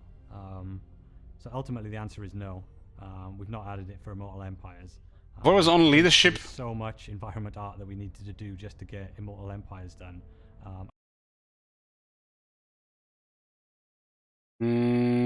Yeah, that the Great Southern Reich's reduction is new. Adding 4 unique realms, as cool as they are, I think was yeah, a task that we didn't really want to undertake until we had a really good reason to do it. I think it's also not quite as simple as people might think in terms of, you know, copy and pasting it over from the Realms of Chaos. So if we are to do it, yeah, we need a really good reason to do it. It's something we're going to have a bit more of a think on. We do have some room on the map, so yeah, it's a case of never say never. Is the map set and final, or will it grow with future expansions? I think you can never say it's final. Just look at Warhammer 2, right? I think when we started that project, we knew we had a map and we knew we had races and areas of the world to paint in, but Warhammer 3 is going to be the same. It's going to be an ever-evolving, ever-changing campaign. We know we're going to be adding loads of new content over the course of time for you to enjoy. So hopefully I don't see snow in Lastria. Fantastic experiences ahead. And I dare say we will change the map and who's in it and everything else along the way. We plan to add the watchtowers for the Dark Elf station up north to create a buffer against the force of chaos. It's like they have these massive walls alongside the mountains, which are natural protection to block any trespassers. And then, where it's opening, there is nothing. No wall, no gate, no castle, no fortress. Shit makes no sense. So yeah, this is quite interesting because this is something we talked about very early on in Immortal Empires. We were throwing around the idea of adding the Dark Elf Watchtowers. I think to some extent the answer was made for us just because of the gigantic amount of environment art that we needed to make for Immortal Empires. I think if we wanted to do the Dark Elf Watchtowers justice, we probably wanted to add some custom battle maps to go with them. I think that was a little bit out of reach for Immortal Empires. Oh man, a little bit out of reach for Immortal Empires. Small indie company, guys. Maybe when they're the largest studio in Europe, they can put some more effort into, you know, the most demanding part of Warhammer 3 from their player base. All that effort went into the shitty mini campaign. As cool as an idea as it would be, I think if we are going to do this, we probably need to have a really good reason to do it. And as the Chaos Invasion is gone in Immortal Empires... Chaos Invasion is gone, so now all the factions started right from the start. Huh. Yeah, there's even less of a reason to add them, but yeah, as you guys will have seen in the past, you know, we've added the Empire Forts in an update, so never say never. This seems practiced. Who is this the same guy that said never say never? Or was the other guy that said never say never? It seems like scripted almost. Are there any plans to add settlements to the Ind and Koresh regions in the future? Same guy? So when we first started planning out what Immortal Empires was going to be, we... I swear, if I hear never say never one more time, this is going to be a new meme here.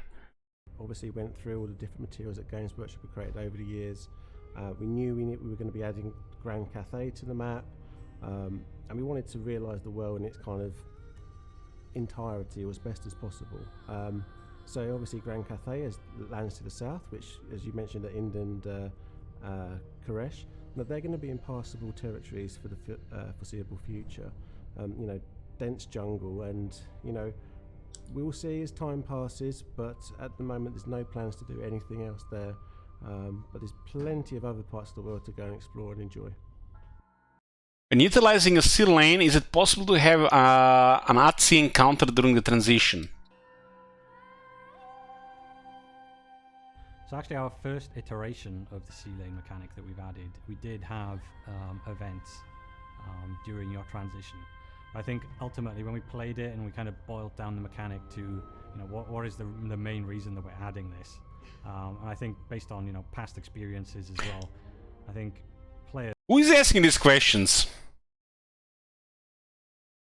Are they asking this question themselves, or what is it, who has these questions? Redditors?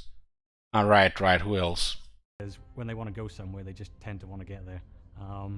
So we're not going to release with any events for the sea lanes.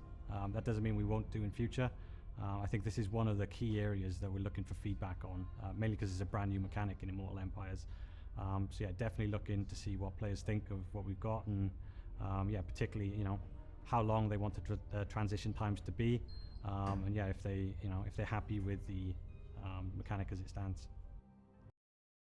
How long are the turn times in Immortal Empires compared to Immortal Empires or the Realm of Chaos campaign? So we've got an awful lot of content going into Immortal Empires. I mean, numerous new factions have been added, so lots and lots of things for the AI to do and for you to process and to. Why did they make this this icon so large? I feel like they've been defining them like half the size. Enjoy as you play, so they are longer. That they are longer just because of the sheer weight of content.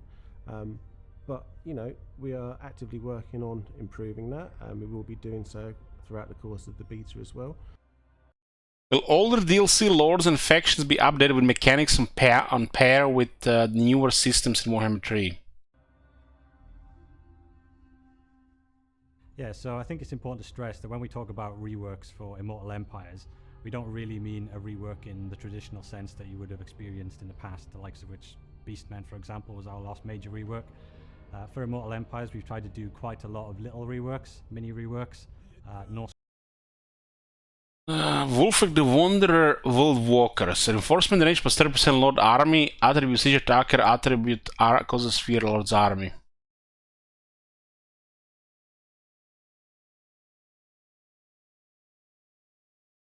I mean, the faction effect is nice, and the Lord effect, I guess it's just good enough. But reinforcement range bigger, that's like not very relevant. Not many people play that it matters. It would matter more on factions like Bretonia, Empire, Dwarves, Lizardmen, not really matter for a Wanderer guy. This guy is wandering, but he has a reinforcement range for his army. What's going to be wandering with 2 armies? Ogre is a good example of that. Attribute Siege Attacker. No shit, Troll has a Siege Attacker.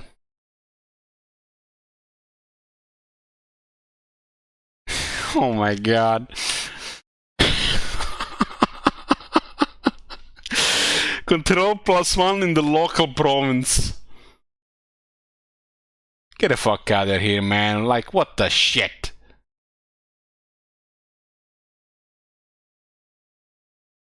Why does it say Lord Effect Siege Attacker? Like, it's like trivial information, like... He's older. What if he's a fucking troll? Of course, he's a siege attacker. Like for Wolfric, it makes sense because he is having a siege attacker on a lord like Wolfric. That's unique. But on a Trog, it says siege attacker. They're just adding a text there so it actually looks like something. All units in Trog's army are immune to attrition. That's actually okay. That alone is almost good enough lord effect. But the rest of it is just filler trash. So we've now changed them so they're a traditional, fully settled faction. Ooh, look at the starting units. Were the starting units like that? 4 trolls? I remember 4 trolls. One is the outdated outpost mechanic. We've just tried to bring them up to speed for Warhammer 3. And really just across the board for Immortal Empires, we've taken just a little bit of effort everywhere to try and bring a lot of things up to date instead of just focusing on one major rework. 9. Will we see additional landmark buildings for the Warhammer in 3 races and the location of Immortal Empires? Like, this should be like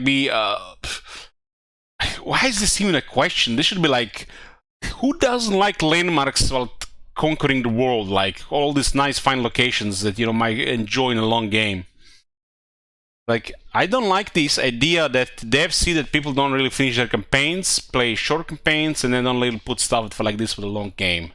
And not especially for the faction that got added later, and half the factions don't even have proper landmarks. They don't put the effort because everybody there start whoring and nobody is finishing their campaigns and going in the long game. Yeah, so naturally, Immortal Empires is huge. There's a lot of terrain, and there's a lot of settlements, and there's a lot of opportunity for us to add landmarks. So they are spread all across the world. I think with landmarks as well, these are things that we love adding in patches and future updates. They're quite easy for us to add, and we know that the community respond really well when we add them. So yeah, you can definitely expect to see quite a lot in Immortal Empire.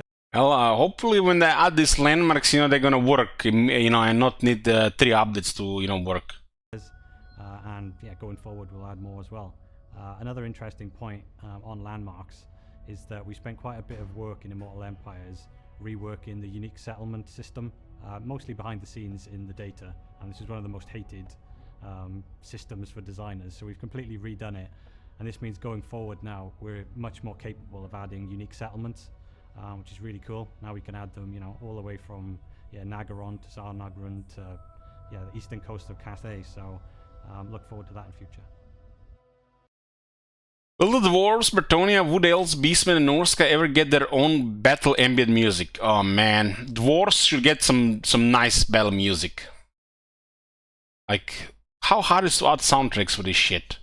I mean, surely a small indie company can afford some soundtracks. I mean, look at what I'm called the Battle Brothers devs. They're literally like 2 guys and some 3rd guy, and this audio quality in that game is perfection. And every time they update it with an expansion, they add a new soundtrack. Every faction that you fight has different soundtracks. I mean, the enemy. Like, surely no big deal for these guys. Yeah, so music-wise, in Warhammer 3 we actually introduced an ambient music generator, and that actually allows us to, in a campaign, real time to put tracks together and change what you're hearing. So they're not the full campaign tracks for the various different races. That we've still got with some of the content, but not all of the content. So we have been going back through using this new tool and updating some of the mentioned races like Wood Elves, Beastmen, Dwarves, Bretonnia, but there's no brand new battle tracks or campaign tracks. But, you know, that said, it's absolutely something that we'd love to do. So if the opportunity does present itself in the coming years or months, then, you know, we'll look to try and do that, because we all know that people love the audio in the game. Can you tell us more about how the victory conditions will be reworked? Yeah, so victory conditions, we've had, I think it's fair to say, a few stabs at those over the years. We've tried to rework them a few times in the past. Immortal Empires is no different. So this time around, we've kind of tried to reimagine victory conditions quite a bit. They're still based on short, long, and ultimate victories. 3 now, huh? Now we focused much more into being thematic based on who you play as. So for a short victory condition, for example, we now have factional victory conditions that are thematic to who you play as. So an example would be Lockyer. If you play as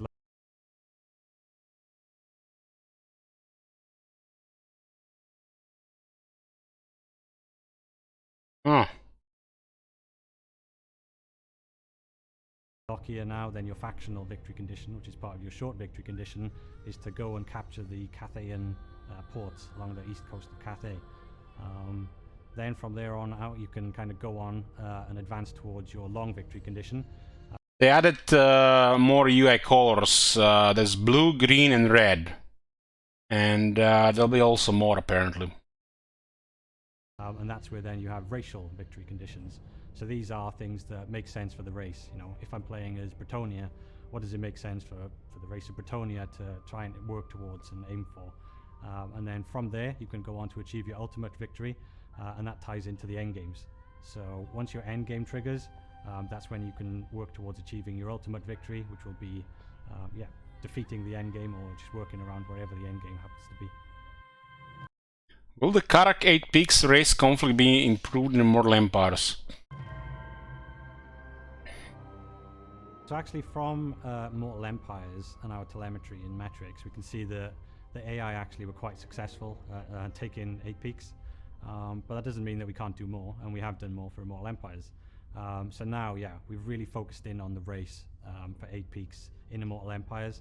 And what that means is we've moved the start positions of Belagar, Queek, and Skarsnik. So they're now, much more centered in on 8 peaks. So this should, hopefully, be even better at achieving the fantasy the players really want to see, which is, all 3 of those really. Hopefully, didn't forget about a Crooked Moon landmark in Karak 8 Peaks. How do you plan to improve the playability of the late game? So this is a really complicated topic. something I probably talk about for hours, and we don't have. It wouldn't be a really complicated topic, you know, for the late game if the devs actually played more than 20, 30 turns. But one thing I'll say is there are a couple of things we've done for Immortal Empires. So namely the victory conditions, and also the AI balancing and the economy balancing. They're all factors that go into answering this question about how do we keep people interested in their campaigns and playing for longer. You can also ask yourself, you know, how long should a player play a campaign for? That's an interesting question. And, you know, it's one that we're constantly trying to get the grips with and tackle. So in Immortal Empires, we're kind of aiming for you to play your campaigns for a little bit longer. That early game feeling that I think where people have the most fun in their campaigns, that's the bit that we're really trying to, you know, elongate and keep going throughout, you know, more time in your campaign. So, you know, you can expect more challenge for longer. And yeah, hopefully, you know, people enjoy the results of the work that we have done in Immortal Empires, and this is something that's just always going to be ongoing for us from here. I need to just say, you know, it's complicated. Do you plan to make the visual transition between corruption regions more blended? Yeah, so that's something that we've been looking at recently. We're not going to be tackling it for the beta launch, but do know that it's something on our radar and that we'd like to address as we go forward. Will Kairos be able to transfer WH3 settlement, the Oak of Ages, using changing of the ways? Quite simply, no, they can't. So yeah, I think you probably agree that if the Wood Elves lost their settlement through this, it would be a little bit harsh. So we already have a system in place where we stop this happening for certain settlements, such as the Cathay Gates. So we've applied that now to the Wood Elf Forests. So yeah, there shouldn't be, hopefully, any broken mechanics like that. Will skill trees be updated for legacy caster lords to reflect the new magic system in Warhammer 3?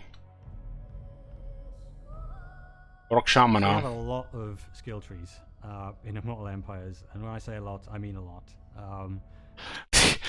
It's like, when I hear this, we have a lot, it's big, it's complicated, never say never. Like, they create so much content, it's almost like they're making it for free, guys, and not like charging hundreds and hundreds and hundreds and hundreds and hundreds of dollars.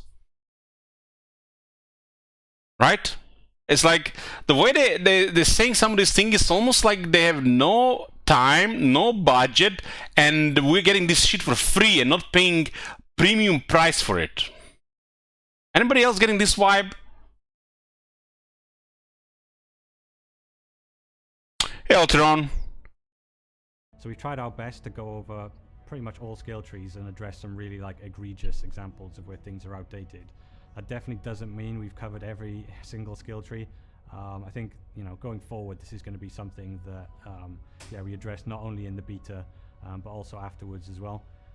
So again, another place we're really looking for feedback. If you're not happy with a skill tree or a particular skill in a skill tree, let us know, and I think that's definitely something we can address going forward. But yeah, like I said, we've tried to do a good pass over most skill trees. Will the Warhammer 1 and 2 factions use their game-specific UI or the Warhammer 3 version of the UI?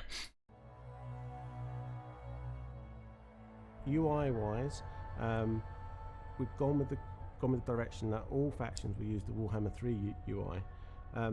That said, we've actually introduced some new colours. So rather than being all red as we saw in Warhammer 3, we've got a couple of different colour variants in green and blue, and they're going to be available to you as the player to pick and choose what you want to do. We've also made it that it's friendly for modders as well, because, you know, we love what the modders get up to. So I wouldn't be surprised if we see a lot of different options from them coming forward as well. So hopefully that's something you want to see. You made any changes or improvements to the Empire and the Vampire factions? So I can keep this quite simple. The answer is yes. There's way too much detail to answer right here. I'm sure in future blogs and future information releases, or when you get your hands, you'll see all of the work that we've done for Empire and Vampire accounts. I'll give you a little example of what we've done. So we've reworked the Vampire accounts tech tree, and you can expect to see changes like look at this. There's 3 more technologies here.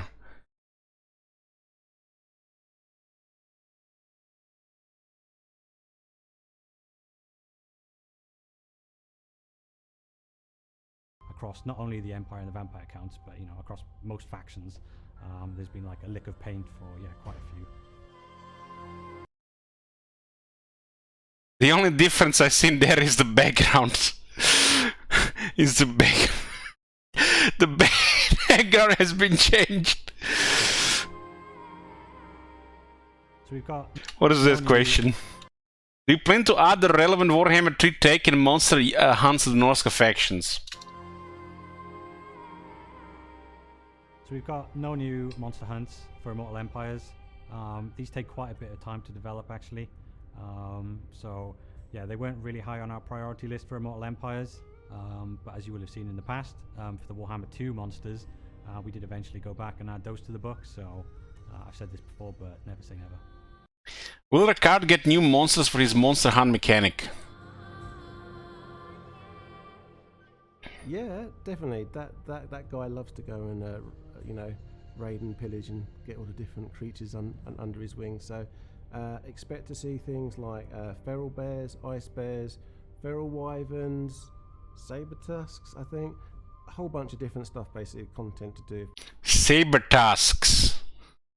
It's like that's not very encouraging for me here. Him going saber tusks and then like wondering as like, are they even that exist in the game, or did we add them to a card? For a second there, it's almost like, I don't know.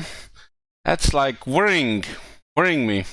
Warhammer 3 for him to add to his army, but one that we aren't doing, in case people are going to ask later down the road, the Elemental Bear, no, that still stays with Kislev. When does Immortal Empire releases? Well, we're delighted to announce that Immortal Empires is coming to you on August 23rd. Yeah, we're really excited. 20 days, boys. On it, and we can't wait for all of your feedback. Thanks very much. This time they're taking feedback for the first time. For the first time when they're taking feedback.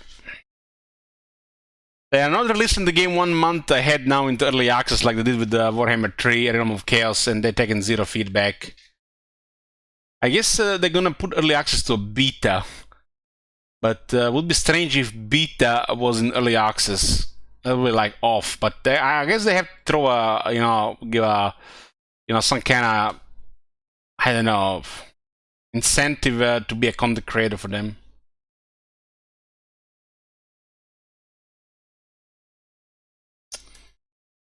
Okay, that was the dev video.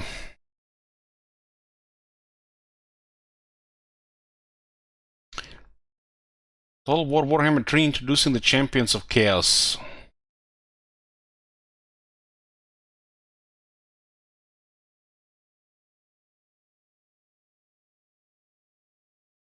He looks like almost like a harpy pimp. Hello, Total War Warhammer fans, or should I call you champions of the Warhammer community? Feels weird, man. Today is a very exciting day, as it's not only to unveil the Champions of Chaos lore pack for Total War Warhammer 3, but to announce that they will be releasing on August 23rd alongside Immortal Empire. So that was July 19th, like 2 weeks ago. Beat for a Champion, the game's first Lords pack welcomes not 2 but 4 new Warriors of Chaos Legion Lords. Man, the fans that are not really like Chaos must be loving this. First big update for Warhammer 3, and it's all Chaos. Cool looking sword. Each of whom will be aligned with one of the 4 ruinous Chaos Gods. Embark on Crusades of Destruction with brand new gameplay features, wreak havoc with a host of new battlefield units, and master the new narrative-driven campaign mechanics that will unearth the fabled path to Zambijin. Those are the people that really dislike the Chaos playstyle, or they just don't really want to play a faction that destroys, you know, good guys, because, you know, they want to play good guys instead. There's a trailer here.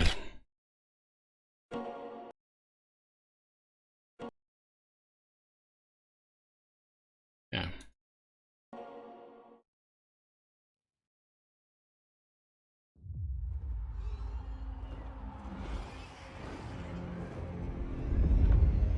Good FPS in the trailer.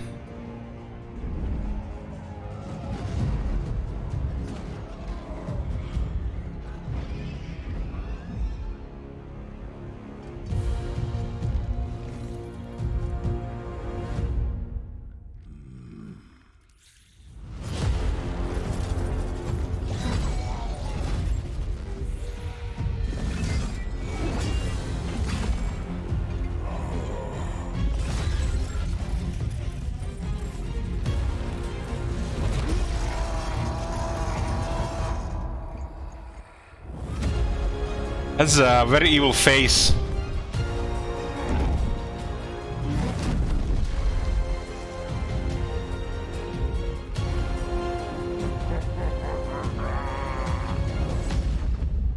And he's fast.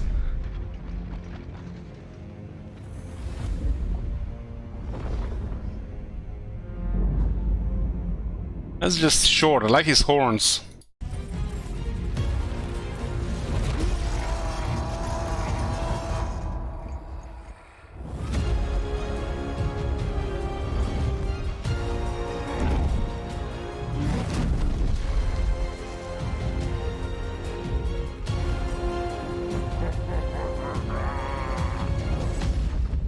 Yeah, that's some scary fast.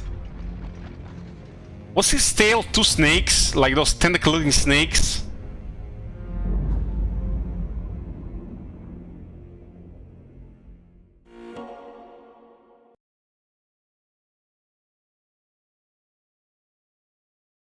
What's in the pack? 4 new legendary lords, new campaign mechanics, playable in both Immortal Empires and the Realm of Chaos campaign, but not interact with the Urson storyline. Okay, hopefully they don't have a Realm of Chaos specific achievements on Steam. Battle, the 8 new marked lore and hero characters. I'm not sure what it is. Marked? 36 new marked versions of Mortal Chaos units. Marked. Did I miss something here? Well, this just appeared the first time here.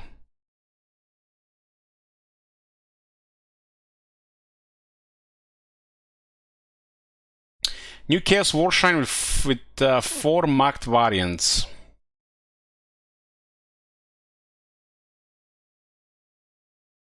Four regiments of renowned units, 1 for each Chaos God. Spotlight Azazel, the Ecstatic Legions. Ooh, nice. This goes well with Legions. What the hell? Guys, look at that horse. What they done with that horse? It's bigger. God damn, they fixed the horses. Look at that. They fixed the Chaos ponies. Damn, the Chaos Knights are gonna look terrifying now.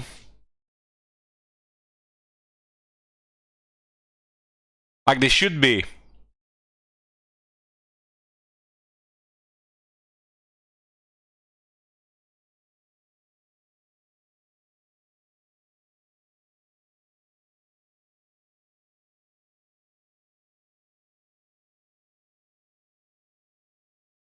Well, we'll be introducing you to each of the 4 new Champions of Chaos over the next few weeks. We are going to get started right away by spotlighting the first Legend Lord Azazel.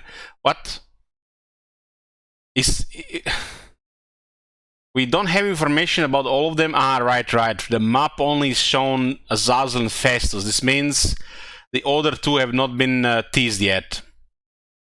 So they split the DLC teasing, cock blocking in 3 weeks.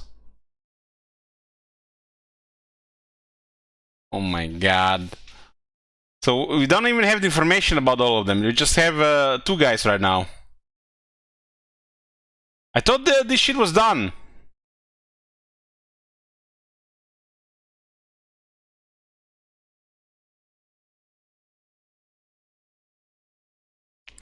Yeah, this is just confirms it, guys. They're releasing Total War Warhammer 3 again for the 2nd time. This game is being re-released. No doubt it's gonna be like 15% off on sale. Maybe 20 if they're generous. I mean, it's been like 6 months, right?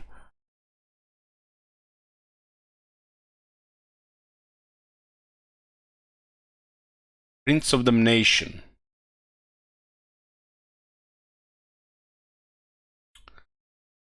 Prince amongst demons, Azazel has been the bane of humanity since time immemorial. His constant acts of devotion and debauchery assuring his high standing in the eyes of Slanesh. All who know of him dread to face him in battle, for the cost of losing means not only the death of the body, but all the horrific certainty of the soul's eternal damnation. Azazel is the Swiss army knife of Slaanesh, capable of inflicting hellish casualties. Is this how you spell casualties? In all aspects of battle. In close combat, he has access to the Temptator ability, granting a temporary ward save and inflicting any damage upon those who dare attack him. In a support role, he can call upon a range of spells from the Lord of Slaanesh, such as Phantasmagoria and the Lash of Slaanesh. Plus, he can fly, which grants him a looming position from which to control the flow and tempo of the battlefield. Oh, the Demon Princess is also supposed to be like really powerful.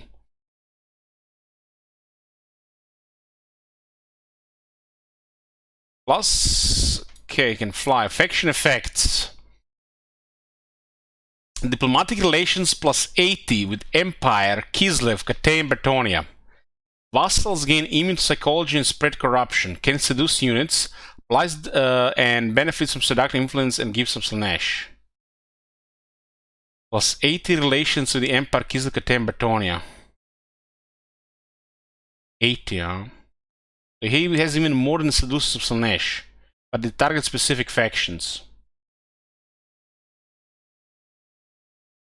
Lord effects, possibility domineering aura, seduce units cost minus 7% for Empire, Bretonia, Kislev, Cathay units, seduce units budget plus 25%.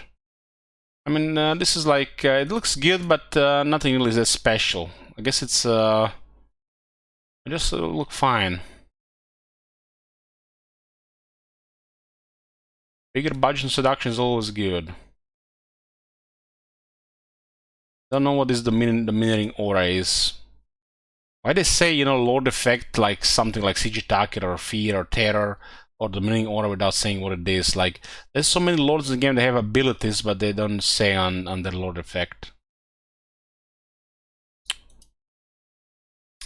The Champions Campaign Prologue. In the ancient city of Zambaijin, servants of the Chaos Gods have clashed for millennia.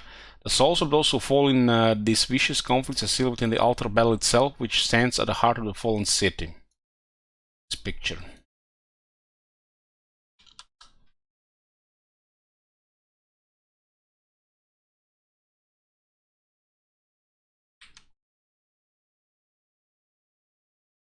We're gonna get to the videos. We're doing things in order.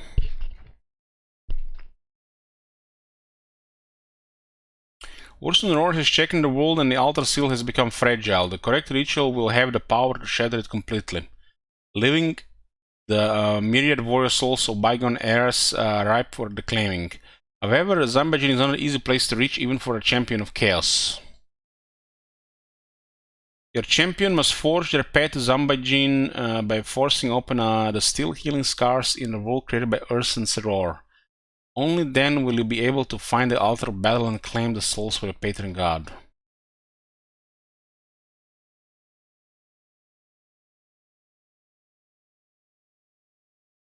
But do not interact with the Ursun storyline. They created like a subplot.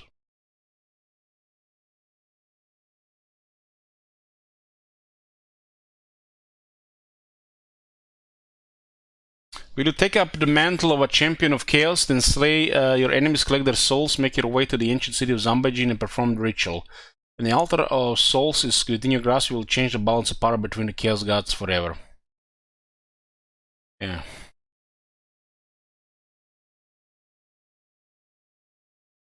Well, hopefully these mechanics are more relevant in the main campaign, not the mini campaign.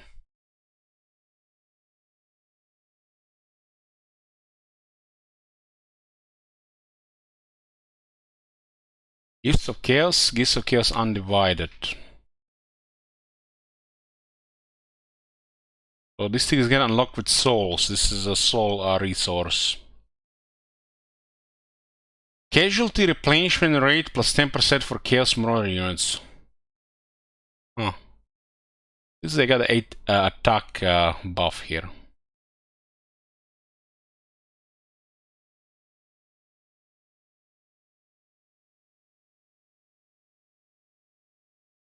This can be scrolled down, right? Then you got like put them here once you unlock them. Maybe they're just temporary as well. You gotta upkeep them.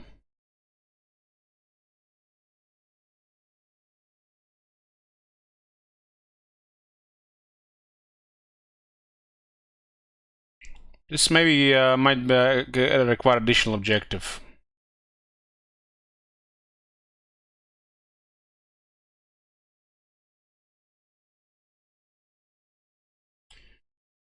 Chaos Gifts. Winning battles grants you the souls of your enemies. The souls can be exchanged for great power and demonic reinforcements as the Champion of Chaos. Champions of Chaos dedicate them to their patron god or the undivided union of all 4 gods.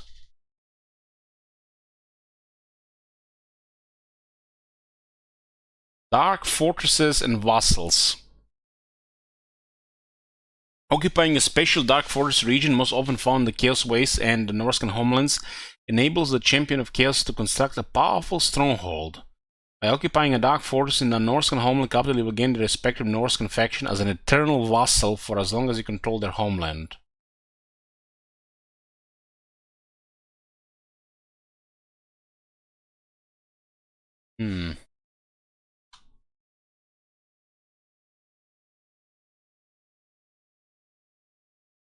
I really like that the unit cards on Azazel and that hero. Who is that second? Who is that hero, guys? What do you guys think? Is that the exalted hero? Exalted one? What's it called?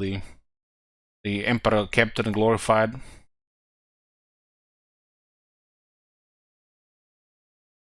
There's a Chaos Sorcerer. That unit card looks amazing. It's like that's like one of the best unit cards I ever seen.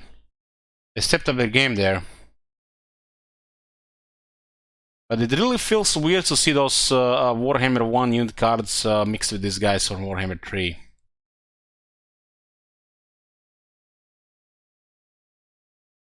This looks like Chaos Warriors of Slaanesh. Oh, these are just, you know, the cannon fodder.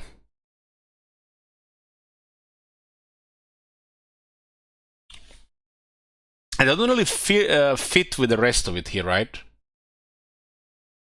Those guys look like they just got recruited from their village, given an axe and a shield. Welcome to the army. Have fun. This definitely looks like a Chaos Warriors of Slaanesh, right? What is this Warband Upgrades?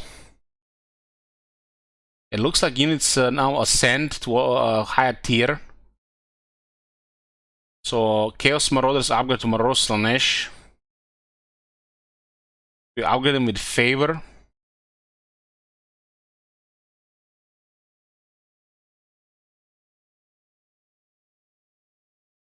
It looks like they're chosen as well.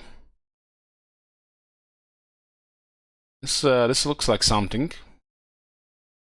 Oh, the Slaanesh preferred weapons on their infantry are swords and whips. And spears.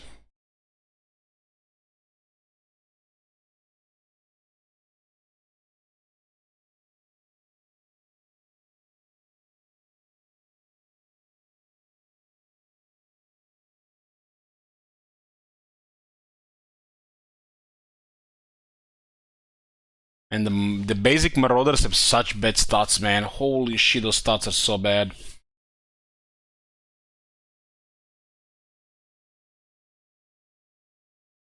Warbands. Champion of Chaos recruit all their forces instantly, either from local provinces or as units granted via Chaos Gifts. Your mortal units can ascend the ranks of Chaos, rising from humble Chaos Marauders all the way to Chosen or Chaos Knights. You can also dedicate them to a specific Chaos God by granting them the Chosen God's Mark of Chaos. Ooh, looks like Voice of Chaos actually got to work, boys.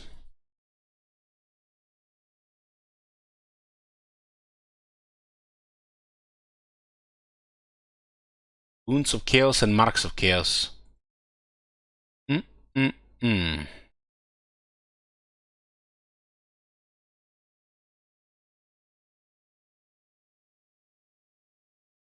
Head to glory. I need to get some drink, mate.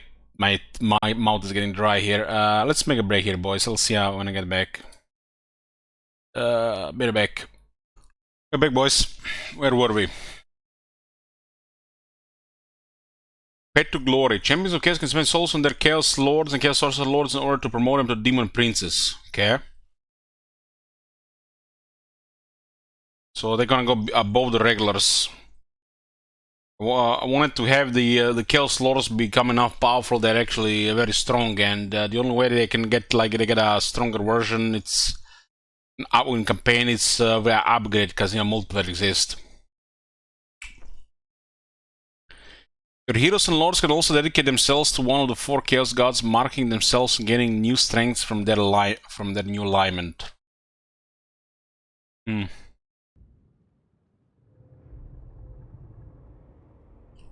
Champions roster.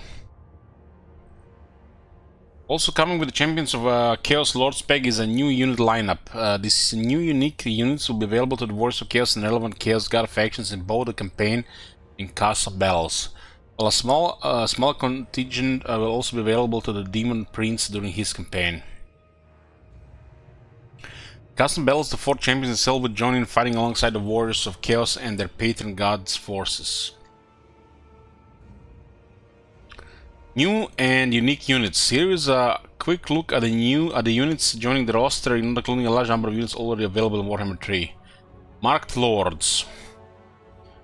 So there are Chaos Lord, Chaos Lord of Khorne, Chaos Sorcerer Lord of Nurgle, Chaos Lord of Slaanesh, Chaos Sorcerer Lord of Tzeentch.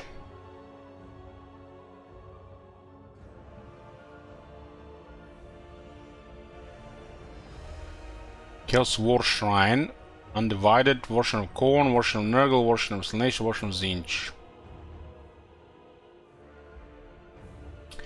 Our heroes, so Exalt Hero of Khorne, Exalt Hero of Nurgle, Chaos Sorcerer of Slaanesh, Chaos Sorcerer of Tzeentch. Slaanesh doesn't get Exalted Hero.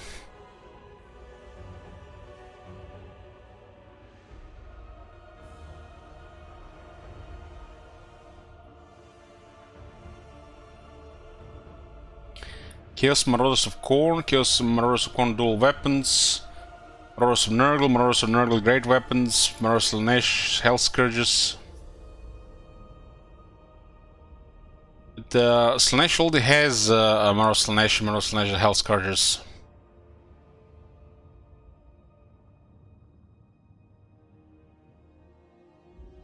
Chaos Marauders of Tzeentch, Chaos Marauders of Tzeentch with Spears. Chaos Warriors of Nurgle, Chaos Warriors of Slaanesh, Chaos Warriors of Tzeentch.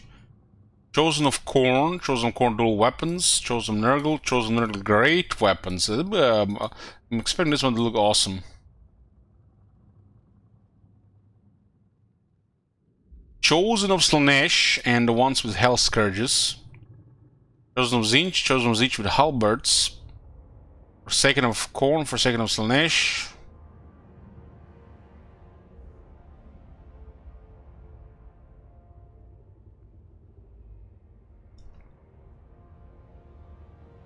Weapons, it's a small indie company, David. We've seen like 3 guys working at the Immortal Empires.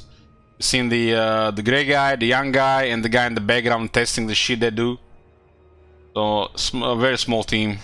What is a Hell Scourge? Is a whip. Marauder Horseman of Khorne, Nurgle, Slaanesh, and Tzeentch. Javelins, throwing axes. Chaos Knights of Khorne with lances, Chaos Knights of Nurgle, lancers as well, so they all have lance versions. There's also Chaos Chariots for the other ones. This one is a little bit weird. Well, the other ones I guess are fine, maybe except Khorne as well. The Slaanesh already has Demon Chariots.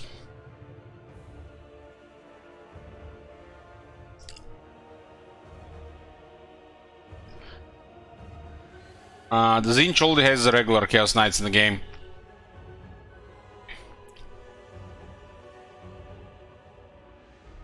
Regiments Renowned Champions Edition. In addition to the above forces, 4 new Regiments Renowned units will be joining the game, each of which aligns to a different Chaos God. Shouldn't these guys be getting 2 Regiments Renowned each, because they already added 2 Regiments Renowned for other factions? Knights of the Brazen Throne, Skull Crushers of Khorne, Lime and Khorne. So it's a cavalry unit with dual axes, anti-infantry, I guess. Ilius Thundergraph, Chaos Giant. Oh boy. Nurgle gets the best one.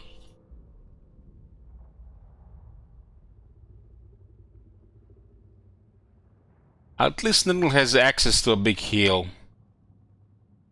The Sibyl Slaughtercade, Chaos Chariots. More chariots for Slaanesh. Because, yeah. Why didn't they give the Giant to Slaanesh and the Chaos Chariots to Nurgle? That made more sense.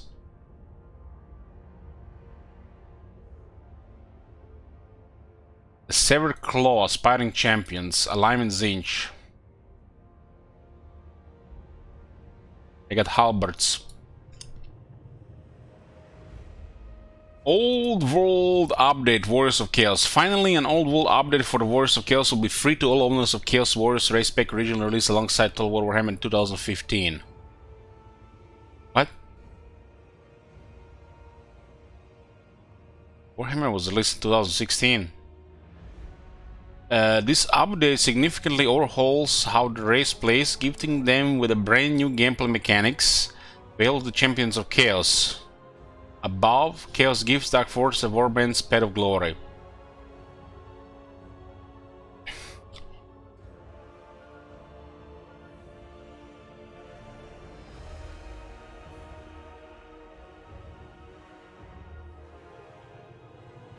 A separate marked Chaos Warriors free DLC will also be available for download, further expanding the ranks of your northern kin. Those units include 3 Warriors of Chaos variants, great weapons for Nurgles, Hellscarers for Slaanesh, halberds for Zinch. This is like what? Why didn't they just include this with the everything else? What? It's like they didn't know what to do with the free DLC this time, so they put some nonsense. This is off. This is like a almost a red flag here.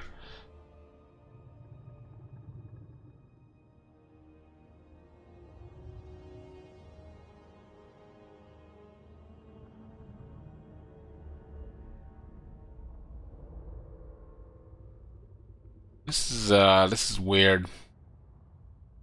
Looks like pushing some kind of agenda here. Why they separate this and they call the free DLC?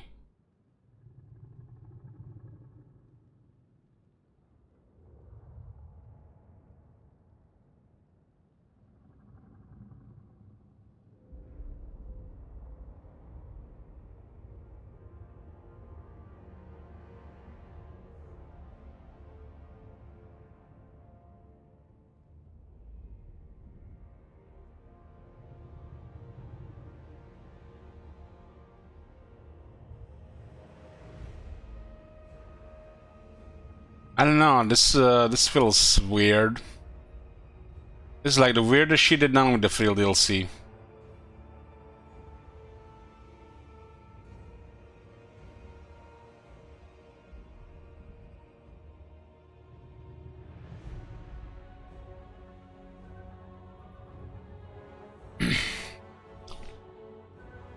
Over the next 3 weeks, we'll introduce you to the remaining 3 champions joining the Chaos ranks. Look for their reveals alongside their exclusive trailers, in addition to tips and tricks on how to get started with the new warriors.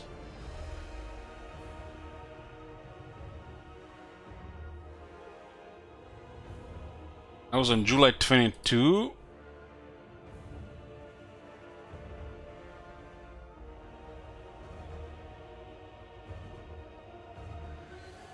I guess this one was before. And this one was before as well. They got a gameplay video with a Zazzle. Oh, let's see what this is. 12 minutes. Damn, that's not like a 5 or 6 minutes usual one. They must have gotten a different guy for this.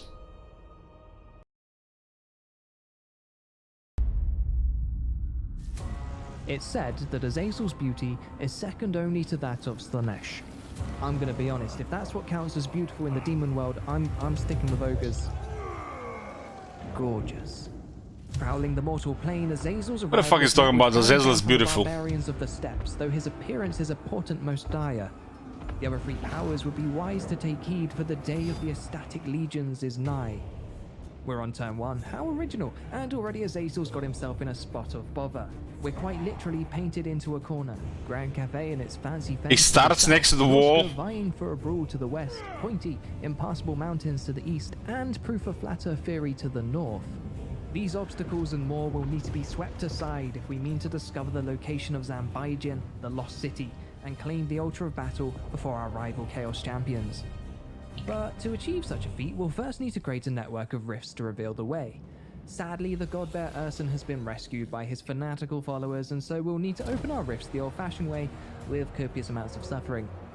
A few tens of thousands of mortal souls should suffice, nothing extravagant. These souls that we're to reap are harvested and sacrificed through battles, looting, sacking and raising settlements, events, and 2 new mechanics introduced in the Champions of Chaos DLC, the Path to Glory and Gifts of Chaos.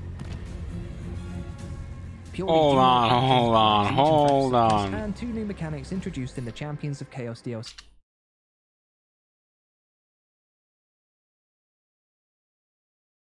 Chaos Sorcerer got a couple more skills. And also mount a Chaos Warshrine now.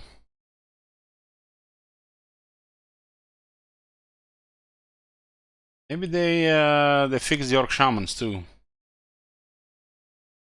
See the Path to Glory and Gifts of Chaos. Purely demonic factions, like Zeech and friends, do not possess souls and are therefore wholly unworthy of our attention. For Azazel, this would make venturing further up the eastern steppes a waste of precious time. And why bother, with Cafe so close, ripe for plundering and bloated with delicious souls to corrupt and devour? Come on, Eglixius. This is look at that portrait, it's such a cool portrait. Let's go punch some mortals in the face. Or do whatever this is.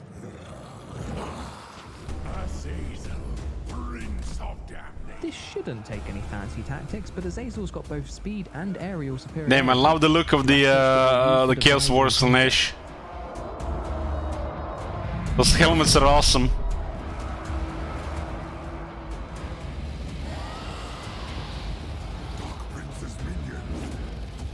We scatter the Norscan cavalry and quickly overwhelm their infantry, securing a swift end to the battle. Well done, us. Our devotees are bloodlusting following their victory, so we've decided to keep the party going. Using the Warband recruitment mechanic, we'll instantly add a unit of Marauders and a unit of Chaos Warhounds to our Rave Wagon and roll it on over to the Red Fortress. We'll entice the defending Marauder hunters with our impressive spread of hors d'oeuvres before committing unspeakable horrors in the name of Slanesh. The enemy's entrenched, but we've got numbers on We our already know side, they play so on we easy, break our easy. forces into groups and assault the settlement on 4 fronts, spreading the defenders to their limits.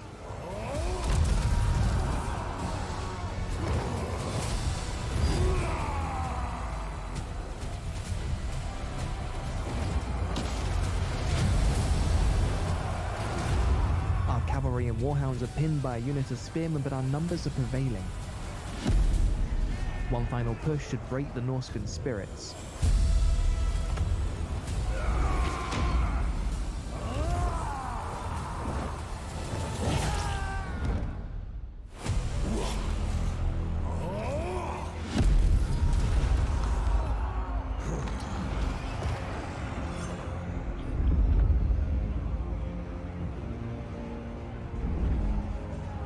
The battle's all but over, so Azazel's going to have just a tiny little sit down whilst his cultists mop up the blood.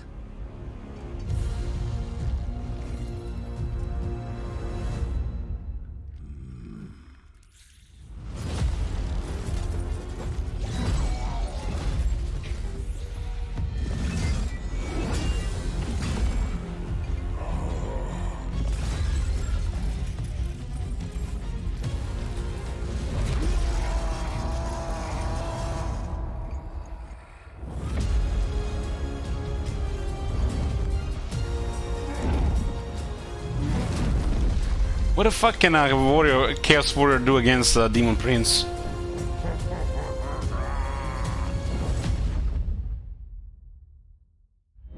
The Red Fortress flies a purple flag, but our victory nets us more than choice real estate.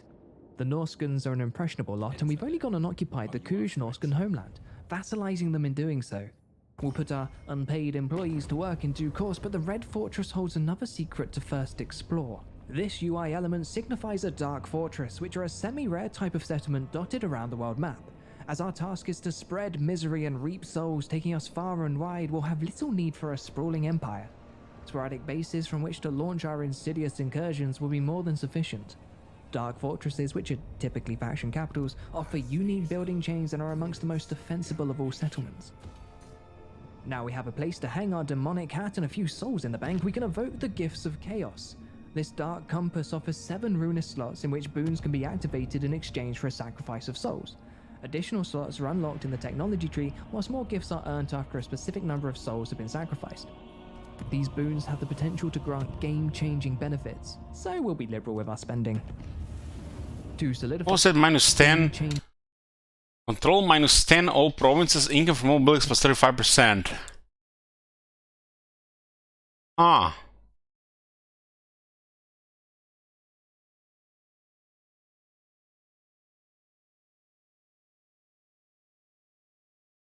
benefits, so we'll be liberal with our spending.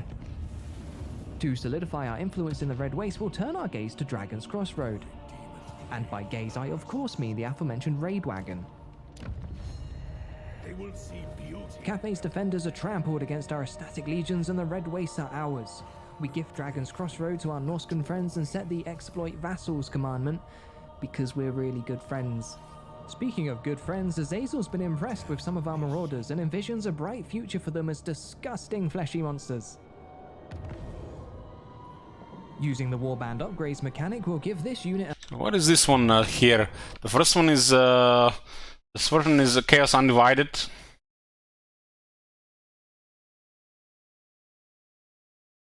Chosen upgrade to aspiring champions. Oh boy. They better upgrade the aspiring champions to the maximum. They can become Forsaken as well, and the Chaos Spawner.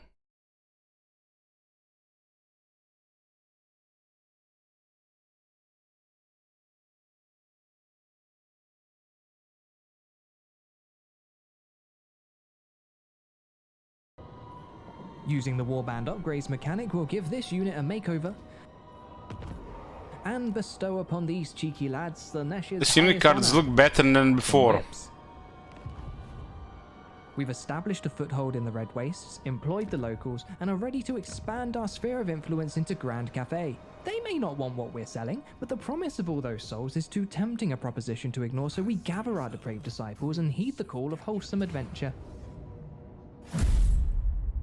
What the hell was that? Are well defended, so a proposition to ignore, so we gather our depraved.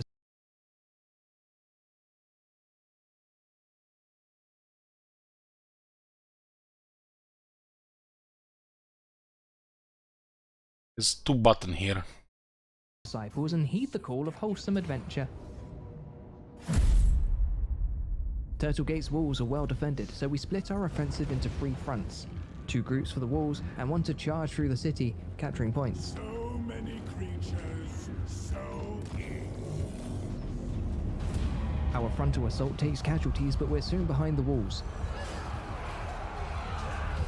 It doesn't take long for victory to follow.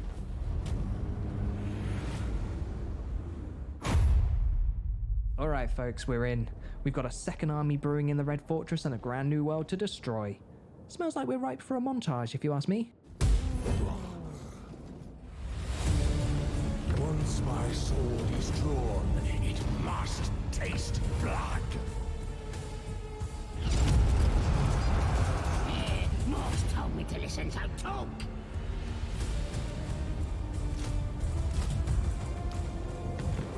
Time to end. Rebuilding commences at once.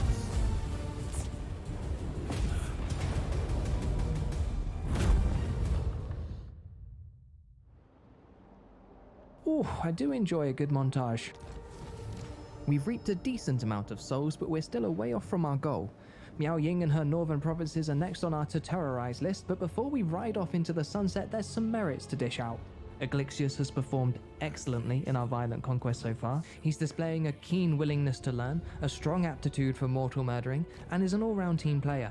For that, he's earned himself a Mark of Chaos. Once Aglixius has dedicated himself to Slaanesh, he sheds off his meaty mortal shell and transcends into something better. He also loses half his rank and his skills are reset, because with great power comes great reinvention, and I don't want to clip his wings. What the...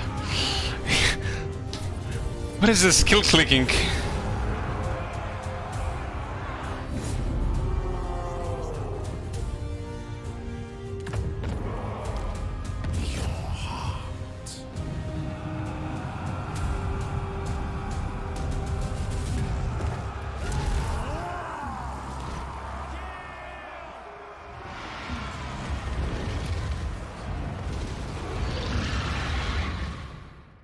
The Dissenter Lords of Jin Shin are next to face our indiscriminate harvesting.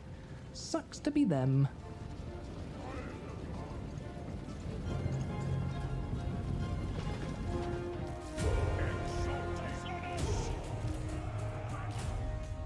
Time to spread those attackers. The more inroads into the settlement, the better chance we have at capturing points. And I love capturing points.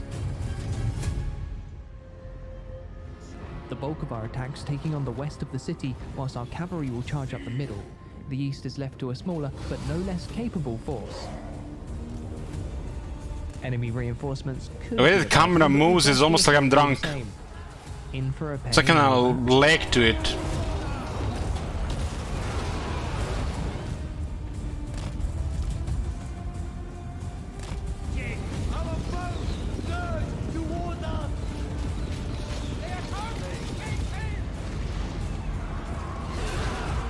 Oh, those poor people. Our cavalry and chariots tear into the middle of the city, spreading mayhem in their wake, and the Dissenter Lords are in disarray. Spellcasting! The path of aching for me! Well, if they had the blood on, they wouldn't have the smooth FPS.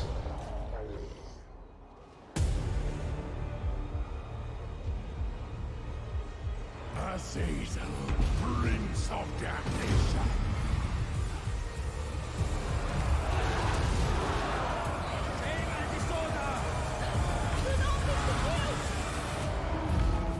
Yay.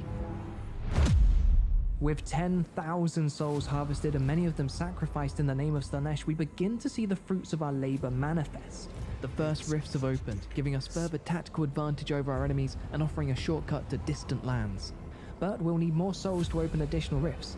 Thankfully, there are plenty more mortals to be harvested amongst Zhao Ming's followers, and, beyond the smouldering ruins of Grand Cathay, await the gluttonous souls of the Ogre kingdoms. Azazel.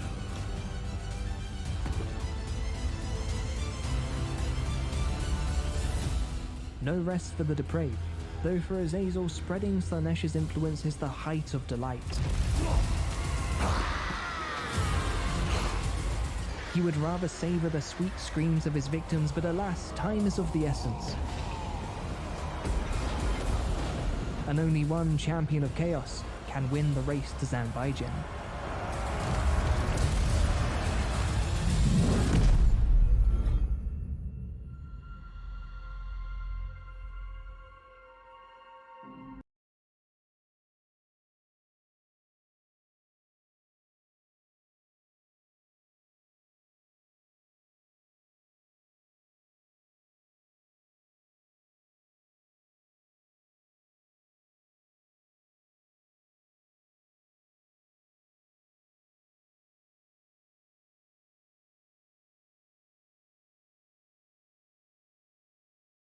Okay, that was the Champions of Chaos Azazel. Look like they're gonna be releasing a trailer and a let's play for each one of them. This is the first one.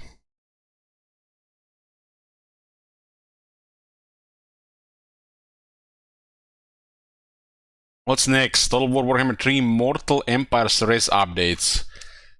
Ooh, let's see. Let's see what this is.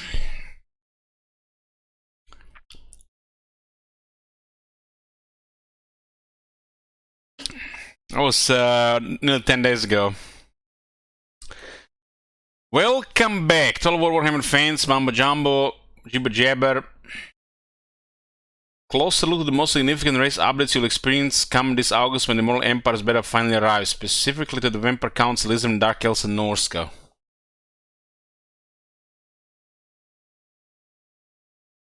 Significant race updates, the most significant ones. According to them, most significant ones. Before we explore those juicy details, it's important to recognize that importing race from Total War Warhammer 1 and 2 into Immortal Empires is no simple task.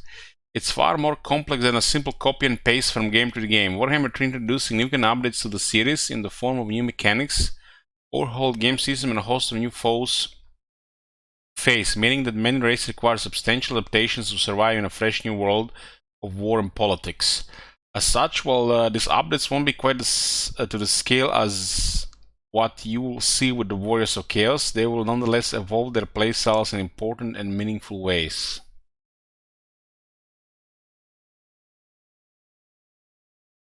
Damn, this screenshot is really good quality. Look at this.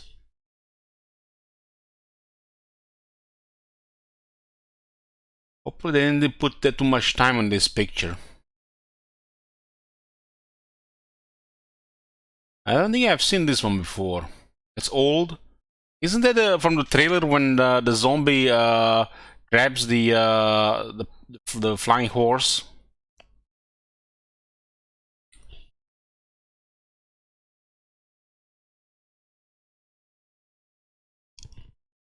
Okay, what do we have here? Everyone's favorite bloodsuckers were in a difficult place coming out of Warhammer 2, mainly relying on a devastating two-punch combo of free skeleton army and the evisceration of their enemy with winds of death. Oh boy, here we go. Because, you know, you can't play the Vampire Counts any other way. While it was a real power trip at times, it did eventually get a bit dry. Bone dry, you might say. On top of that, changes to systems like the Winds of Magic in Warhammer 3 have a heavy impact on the race, so the team spend time enhancing them in ways that help them stay fresh, as fresh as the exhumed corpse can be, at least.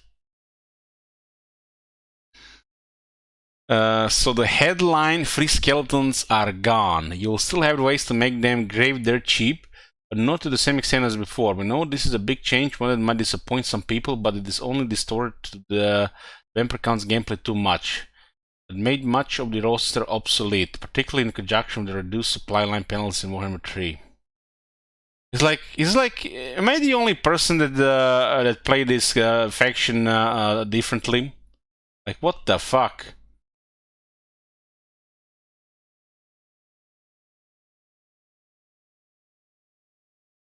To make up for the loss, we made a whole host of other changes that we hope will more than make amends for it. Here's a look at some of the key changes.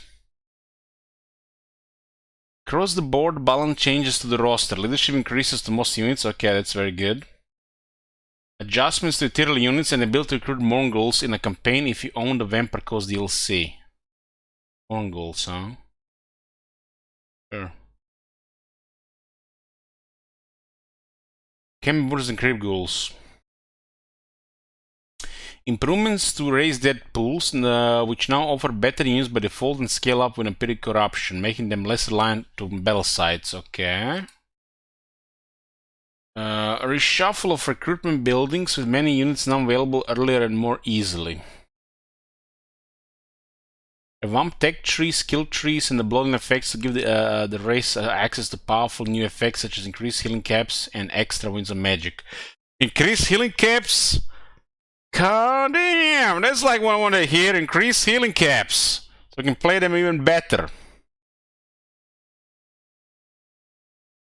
That sounds like great news. It looks like there might be this might be a thing with more stuff, not just Vampire Counts.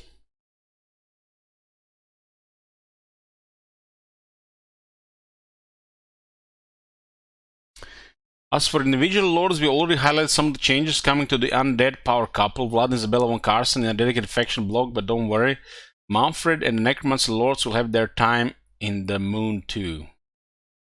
Manfred von Carson has moved to the Southlands where he seeks the unholy books of Nagash. As the most magically gifted of the vampire lords, he has also received increased magic reserves, and his master, the Black Ice ability, now boosts his spell mastery by 25%. Huh. Yeah, I wonder how some of these effects will be with the new system, because those things were actually really good in the Warhammer 2, but if they just get translated to Warhammer 3 like they were, they are actually crap. I guess spell mastery makes more sense.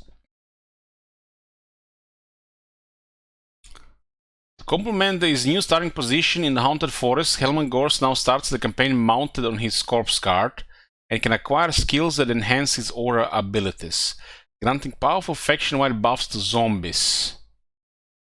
If you want to drown the world in rotting flesh while watching from the back of your sweet ride, he's the legend lord for you.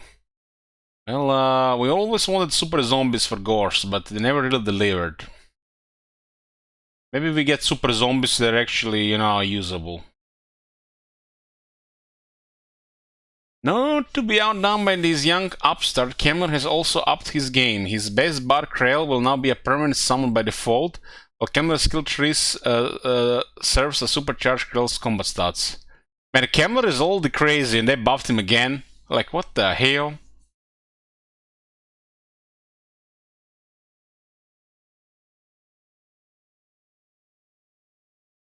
Okay.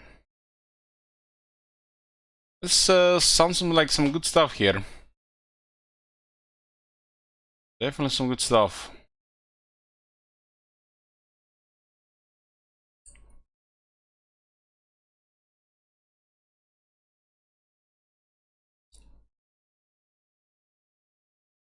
Across the board balance changes to the roster. I guess they're gonna put this in the patch notes. Or we can only see it on day one of the Empires. We're gonna be spending a lot of time checking the new stuff and the changes before starting the first campaign. At least one whole day, since it's a beta. Lizardman, okay, boys, don't disappoint. Don't disappoint. Okay. We know that Lizardman and Update together might generate some excitement, so we'll get the bad news out of the way first. The geomantic web is still pretty much the same. Oh man. Other than a few adjustments rewarded for fulfilling the great plan, we fully recognize that it's ripe for a more potential update and hope to find an opportunity to do so in the future. Oh boy. With that said, there's still a lot of other changes coming for our scaly friends. We'll start with the Humble Skinks. As long has long been requested, Henry now unlocks the regiment of noun units by leveling up. And will be able to use his sacrificial pyramid to generate extra blessed spawning units. His chameleonic comrade Oxyotl will be receiving new missions to hunt down and eliminate the new demonic enemies who recently arrived on the Immortal Empires map. And his mission durations will now scale with campaign difficulty, making it much harder to thwart chaos if you choose to play at harder levels. The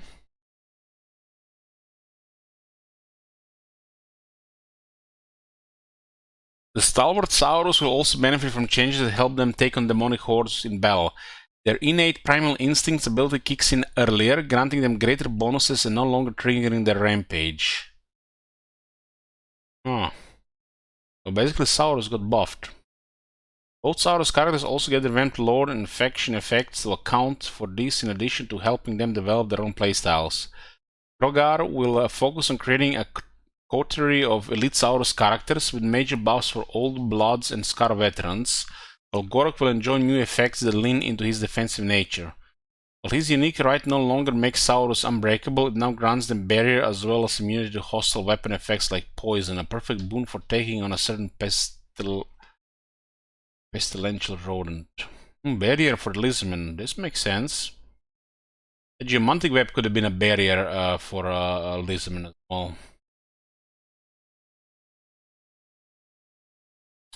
As the premier magic wielders of the setting, the Slann, including Lord Croak, are getting skill tree tweaks to fit the new magic system in Warhammer 3, while getting access to powerful effects like barrier and increases of their winds of magic capacity. On top of that, Mazdamundu will also receive a whooping plus 50% range increase to all his spells, befitting for a frog of such continent-shifting power. Oh, maybe the Gran Pepe will actually be grand now.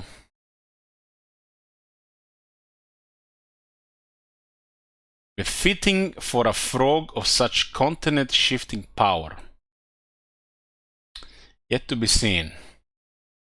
That ruination of the cities with the RNG 3 directions.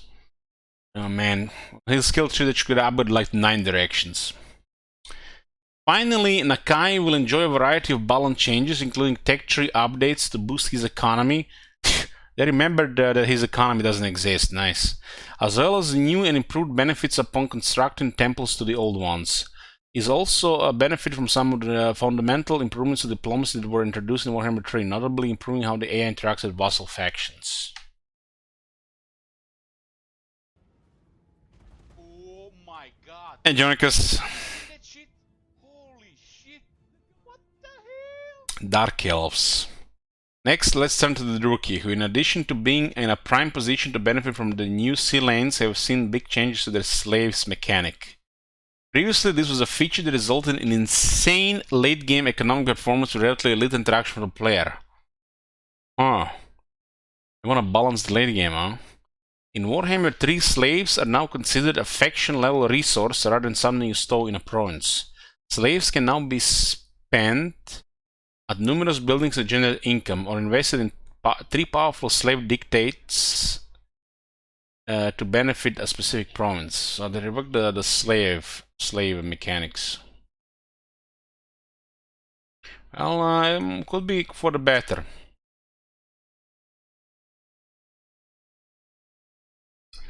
For a long time, the Drugi have had a complicated relation with Chaos, so the influx of demonic factions has led to a few notable changes. Moratri now gets unique interactions with Slanesh corruption and can even recruit demonettes. While Malus's possession build now allows for more frequent use of Zarkan, interacts differently with new corruption types. Last of all, Rakard can now capture and tame a host of new beasts, including saber tusks and feral bears. Rakard even got an in-depth spotlight in our recent Q&A with the development team.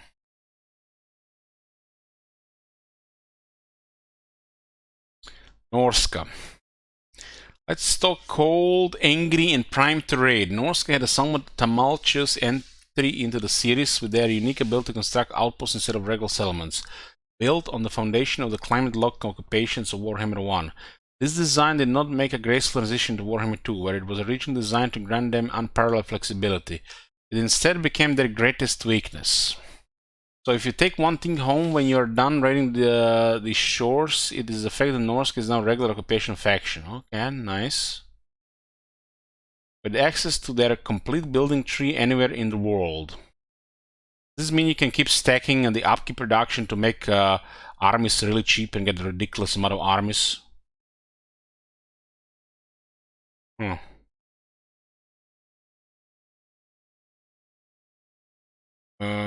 That would actually be a fun thing if they left that, because it will give you a fun thing to keep expanding and play the long game. Devotion to the gods. Like before, players can dedicate the ruins of their enemies to one of the 4 dark gods in order to gain their favor, but there was always a massive disparity in the rewards given. As such, we even things out a bit. Full dedication to the Crow no longer causes the admittedly most important global plague. Rather, you will be joined by Burple Smirk Spupit, the exalted green unclean one. Hopefully it doesn't have a random trait. Full dedication to the Hound no longer gives you access to the Iceforged Legion. Rather, you will be joined by Kilgore Slaymaim, an exalted hero of Khorne. What happened to the Iceforged Legion? All reward characters grant their army an incredibly powerful boon that twists their battle profile to line close to Dark Gods to deal force. For example, Azric's forces enjoy access to barriers, magical weapons, and global winds of magic generation benefits. If you just said the terrifying realization that we didn't say where the Iceforge Legion went, don't worry, your favorite Hell Cannon battery has become a regular regiment of renown. Unit unlocks once you reach the appropriate level. Phew. Man, for a second I thought they removed the most powerful artillery unit in the game. Commandments. Being fully settled and capable of holding complete provinces all over the world, Norska has a full set of commandments to enact over them and solidify their new holdings. So they got commandments. Resources. Wine, furs, and everything in between. Norse can now construct buildings to exploit almost all resources or local or global bonuses. Couple targets. With new Force of Order come new cities to raise for unique benefits. The Kurgan hordes have never taken away Jin. Kurgan hordes, but because they suck. But perhaps they only lacked a unifying Iron Fist. To tie us off, let's head off the question in everyone's minds. No, this is not the Norska rework. These changes are about freeing Norska from the shackles of their outposts and giving them the taste of fresh new powers of Dark Gods in Warhammer 3. Like the rest of Immortal Empires, this is just the beginning, the foundation upon which to build and make future tweaks to different factions. And this feels like pretty bare bones for something like Warhammer 3 Immortal Empires race updates. It's like, this feels like bare bones, really, considering this could possibly like there's so many factions in the game. Maybe they just said the most important stuff and there's a wall of text somewhere hidden.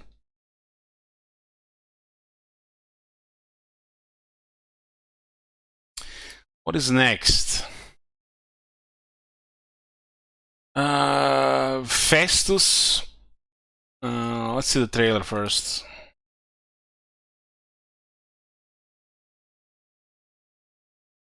Festus, that's the second champion of Chaos. So there was first one was Slanesh, Zazel, now it's the Festus, Nurgle. So we still need Korn and Zinch. I thought this was all the release, but they're really teasing this really slowly.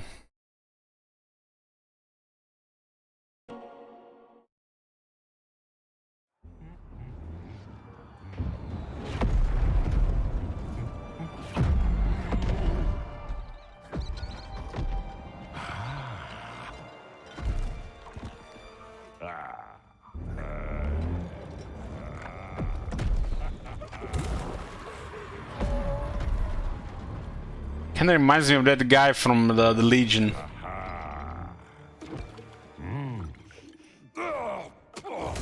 Insufficient.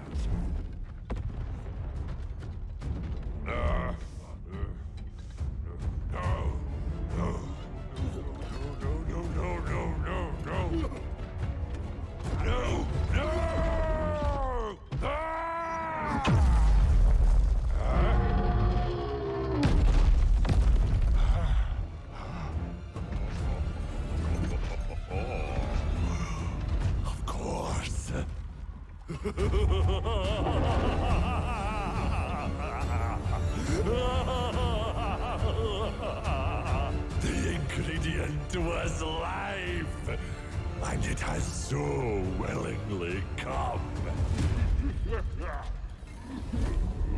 The hell is this, man? This looks something else.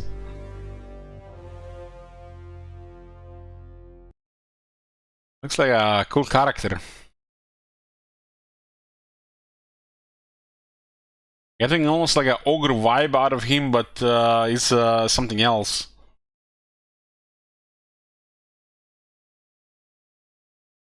Festus the Lich Lord.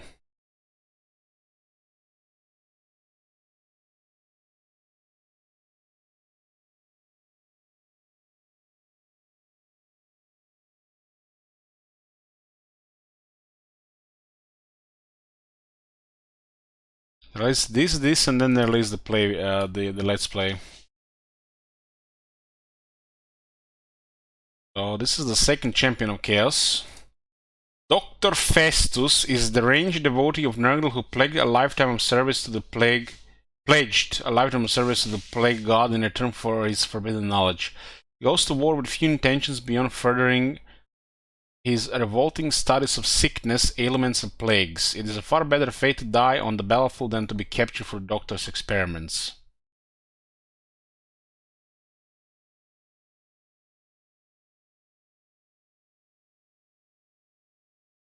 Was he like human?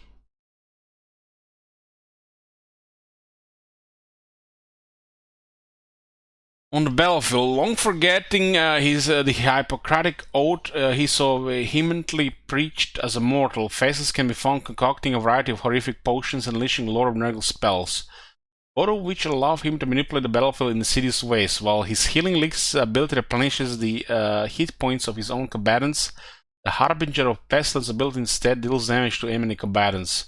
Yet there is a catch. Both act more like a toggleable passive abilities that are mutually exclusive to use, meaning that only one of the two can be active at any one time. I'm getting some Vampire Grinder vibes here. Faction effects. Vassals gain poison attacks and spread Nurgle's corruption. Can brew plagues, souls plus 75 when a plague is spread. Plague, his load effect, plague duration plus 3 local armies, and battle healing cap plus 25% to the whole army. Not just vampire counts get battle healing cap, but Nurgle gets now as well. Nurgle did kind of remind me of the vampire playstyle, just a little bit different. Holy shit! Look at this! Chaos Warriors and Chosen. Man, Nurgle has some really good models. There's great weapons with shields, like what? Of course the Chosen will have great weapons and shields. Or they're one-handers, I don't know, they're almost like great weapons. One hand. They're just regular axes, huh?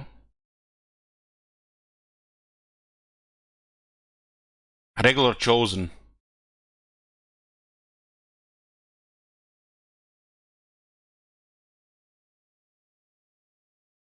Yeah, they look pretty good. This is how I actually expected. The first time I've seen the Nurgle guys this ranks was in 40k, and they kind of like look similar to this.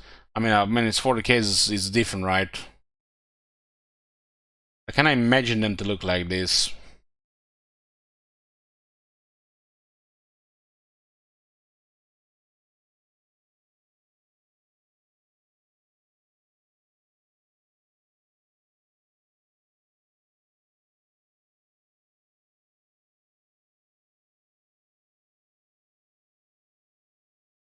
And that's it from their information. I guess they already revealed the big part with the Zazel thing. It was July 29th, and this was 3 days ago. I guess this one was first, so we'll see this at some kind of debate. This is another Let's Play. Let's see what they did here. Festus guy.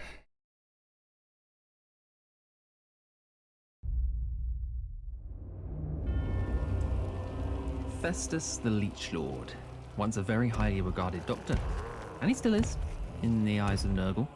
But it seems there's only so many entitled patients a doctor can deal with before they go mad and turn themselves into a plague brewer.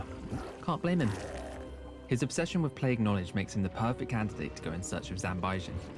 And that's where we're going to join him. Just don't mention the chin, okay? So we're on turn 30, and quick action at the beginning of our quest meant that we've kept one step ahead of our Norscan neighbours, taking control of their capitals and vassalizing the Vanaheimlings, Saal, and Varg. Up north are the demonic factions. They won't provide any souls for us, so the best option is to head south, through the Empire and potentially some ogres.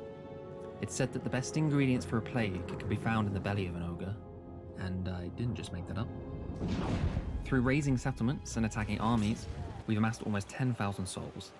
This next settlement, Chantillan, should bring us past our first milestone and present to us some new options. What? Is Bretonia here? What? Is this Immortal Empires map?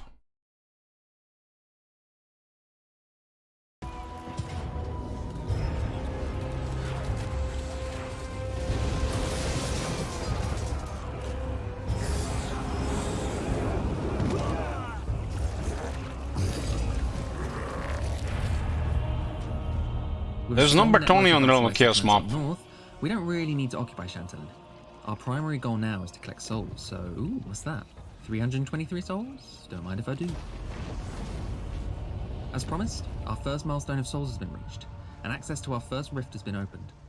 It'll be perfect for our second army, lying in wait in our capital, to transfer us down south and tackle the Empire from another angle. Not to mention, I don't remember this this stuff on the map.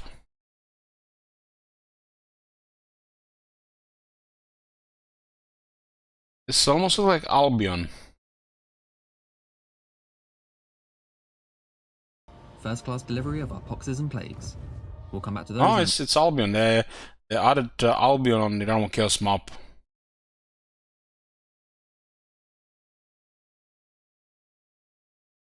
And they added a little bit of Bretonia here.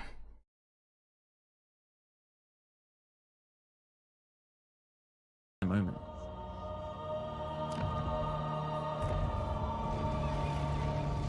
So we've landed bang in the midden of Empire territory, and we're immediately surrounded by Empire, Wood Elves, and Greenskins.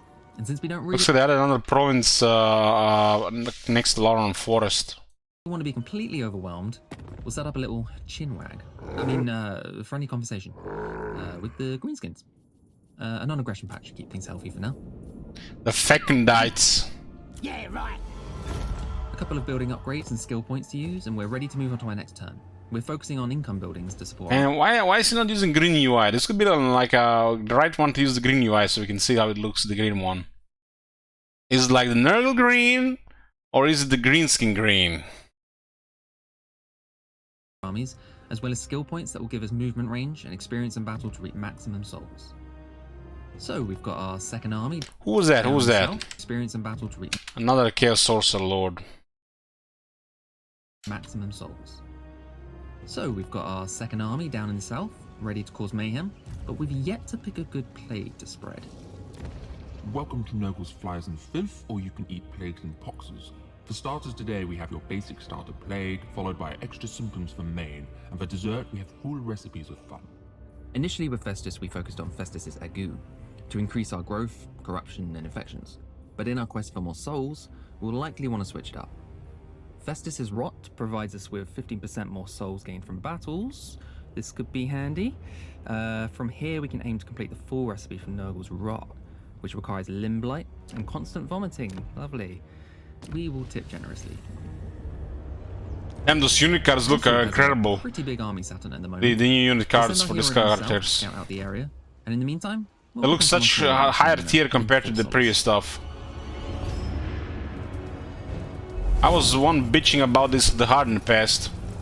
They look very pleasing.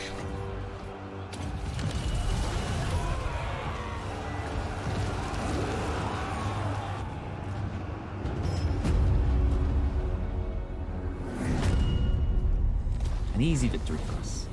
Let's head over to our main man Festus as he approaches Tancred Castle.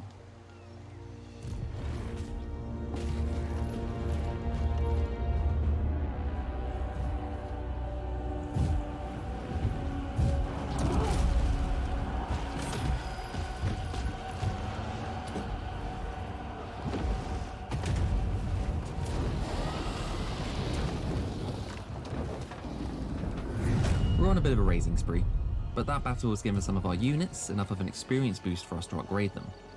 Let's head into the Warband Upgrades window to see our options. Here, we're able to see upgrade trees related to each unit. As they rise in ranks, we'll unlock the next stage of their evolution. It means we get to keep our loyal units we had from day one and see them grow into old age. If we prefer, we can dedicate our units to Nurgle or stick with the more conventional Chaos. I'm not the most decisive person, so I'm trying out both. Some of our Marauders of Nurgle have reached rank 5, good for them. We can settle them in amongst the rest of our Chaos Warrior units by upgrading them. Getting regular Chaos Warriors to play Nurgle, like what the I'm hell? keen for these boys to eventually step up further to Chaos Knights. What is this bullshit However, we haven't unlocked variety? this just yet. We can see it will become available to us once they reach rank 6, and if we research profane weaponry. Let's head over to our technology tree, get this started, as it'll take about 6 turns to unlock, giving us some time to train up the unit. A different technology tree than the Scouting out the land box ahead of our makers. hero, we can see Marienburg. It's the perfect location for a pincer attack from both of our armies, but with a few other settlements to raise before we reach it. Let's attempt to steal some technology, speed up our profane weaponry research. Oh, it failed. Alright, moving on. Looking ahead for Festus, we've got 2 settlements ripe for soul raising, Grungzint and Broekwater. Meanwhile, we'll send our second army up north to Wrecker's Point. That's right, buddy. Don't think we didn't see you hiding there.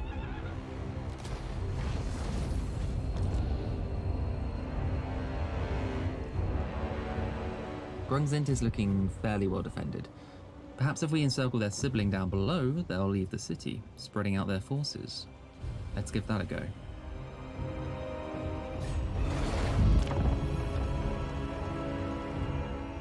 Ah, looks like our plan worked. And the Greenskins have left their castles.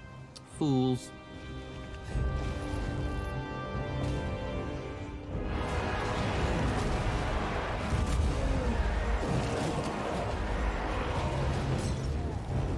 Grungzint will be ready for raising. We'll take Broekwater on the way back. Hold on. What was that? Grungzint will be ready. Giant got over 300 kills while taking minimal damage. It must have been healed. Look at this. Like, what the hell is this? I mean, look at this. Just look at the last 80 units. 1, 2, 3, 4, 5, 6, 7, 8. 4, 7, 8.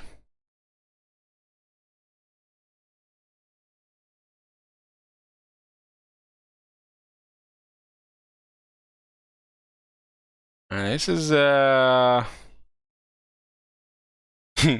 mean, the army was basic, but like, what 211 kills on a Kale spawn? They gotta be easy difficulty. Or they're even lower than that. Maybe these guys are bugged and don't have a VA.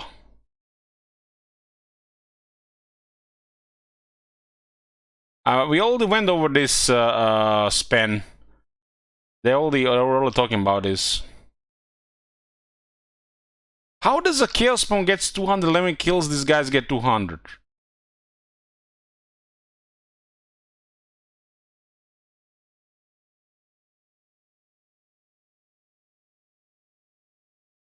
And the Manticore isn't beaten down. It's not auto-resolve. They're fighting here. Grungzint will be ready for raising. We'll take Broekwater on the way back down.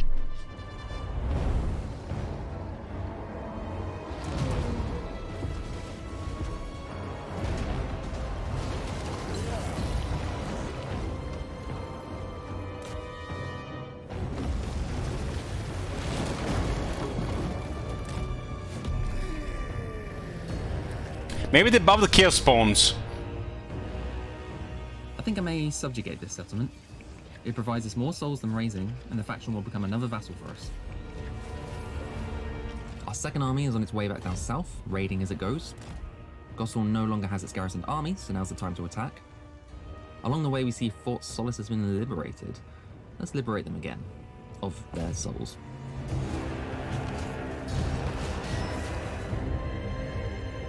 Buffing Chaos Spawn. Our hero has returned from their many successes and is hitching a ride with our second army. Soon we'll reunite them all for a party in Marienburg. Marienburg has no choice in this, of course. Well, they did buff Chaos Spawn in the past, but you have to be careful with Chaos Spawn. It's an unbreakable unit. If they buff it too much, it'll be used too much in multiplayer. You know how it is. It's one of them nice esports units, unbreakable units that are easy to use. Oh, what's this? An ambush from the Wood Elves. Perhaps it would have been wise to make the non-aggression pact with them instead. Oh well, here we go.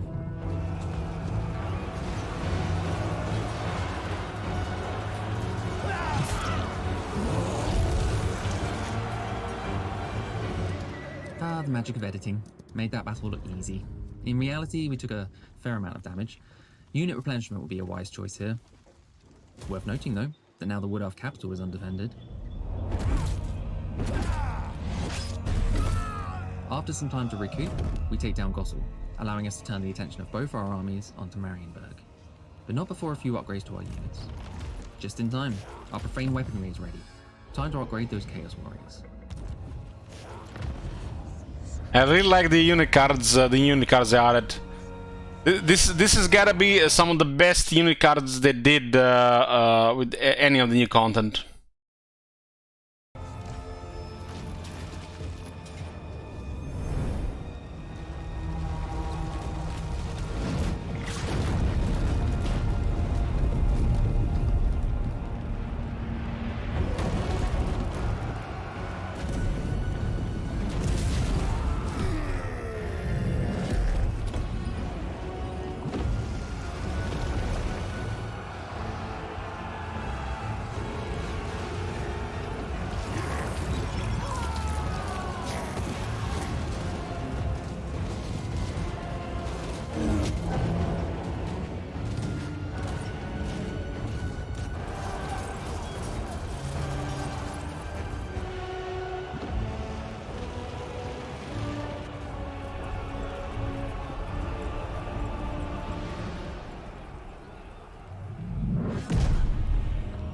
Success. We're in a strong position, and our soul count is increasing at a steady pace. Sending our hero down south has unveiled a few more Empire targets for us, as well as a rift we can potentially use. We'll send Festus down south, and our second army up north to raise the Wood Elves. We can then use the rift to catch that army up to Festus, bringing us much closer to Ogre territory. Right, let's deal with these settlements. He just went straight fair into the Wood Elves. Cue music montage. What the hell? What the hell is this? Music montage. Bring us much closer to Ogre territory. Right, let's deal with these settlements. More souls for our lord. Looks like they haven't improved anything regarding auto-resolve.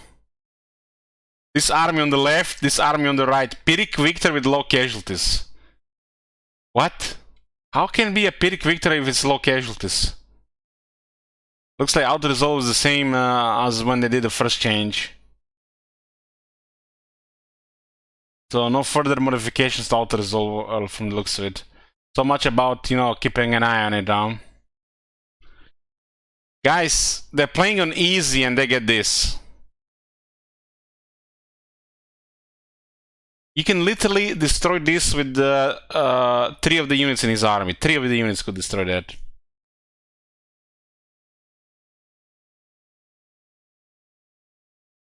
Cue music montage.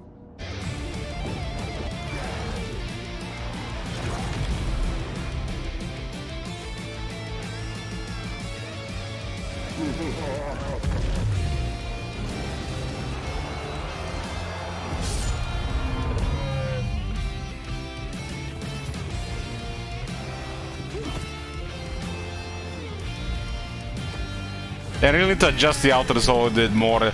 She's gonna get tedious in Immortal Empires. Middenland is no more.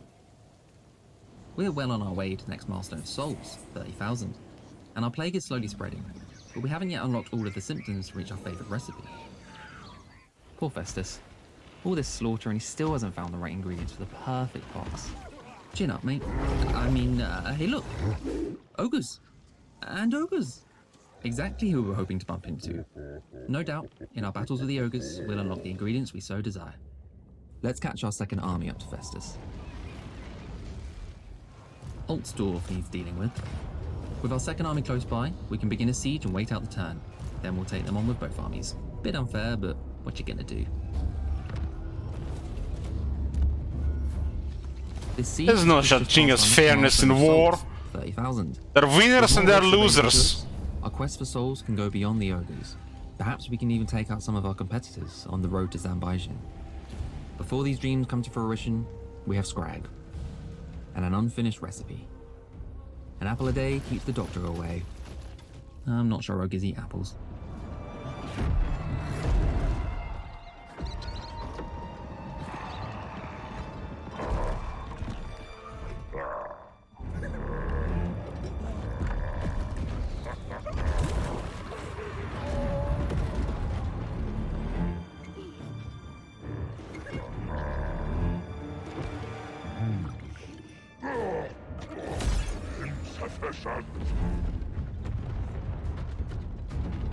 I'm curious to hear his diplomacy lines.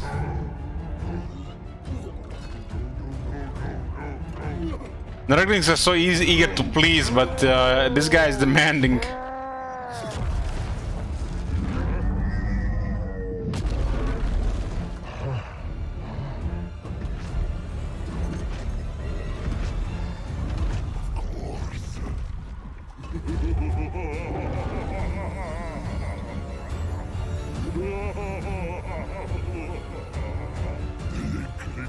Was life, and it has so willingly come. Gotta say, this the way they're doing this let's plays, the last two, is like, was actually interesting to watch for all 12 plus minutes.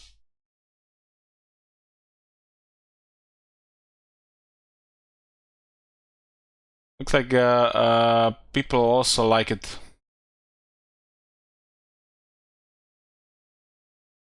But they're supposed to still release one for Korn and one for Slanesh. And we have like, what, 23 days until Immortal Empires. The first campaign will most likely be Empire, like 70%. But like I said, we'll be checking one long stream at least, all the changes and everything, because it's a beta, and then we're gonna decide on the campaign. Once we get sufficient, you know, checking everything, we're not just gonna start a first campaign and go with it, and then, you know, check all the other stuff with time. It's gonna take forever for that. So we're gonna check everything for the first day or two, and then on day 2 or 3, start the first campaign.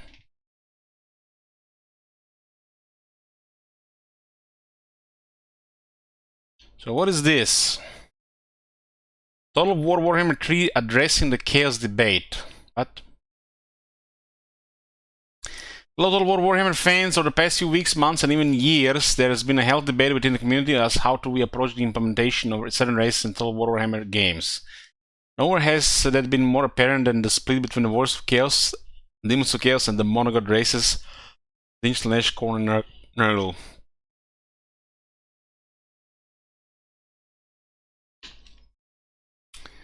With the discussion rising to the forefront following the reveal of the Champions of Chaos, we wanted to take a moment to sit down with our design team and get their thoughts on the process behind it. So today we are here to provide you with a clear picture of what, why, and how we have split the Lords of Chaos, as well as the role it will play in our forthcoming DLC.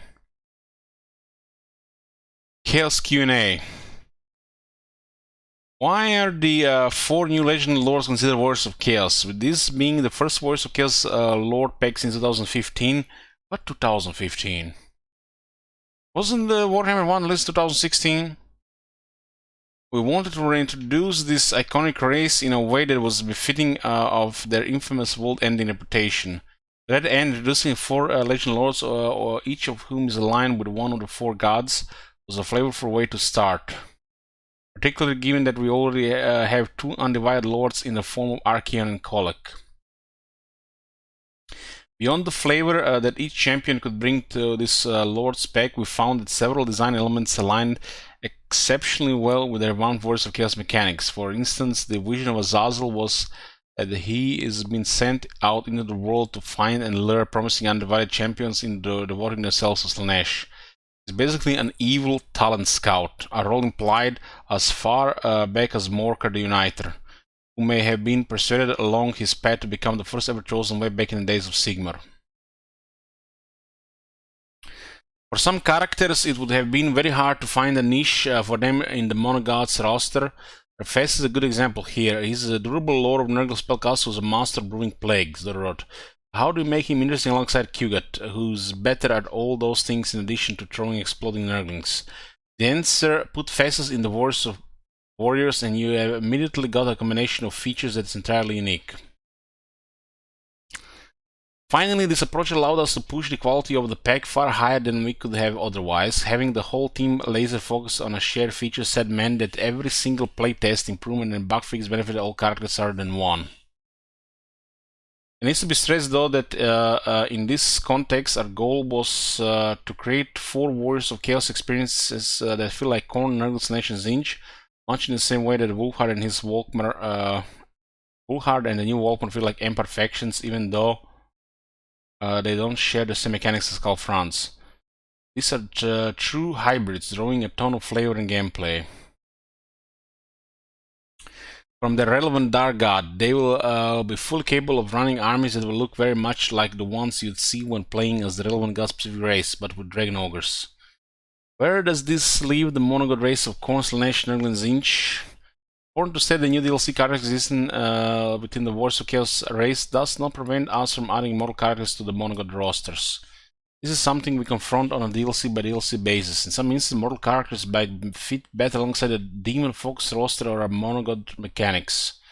The other, the roster might end up with a wildly different bespoke feature sets more appropriate to the given faction.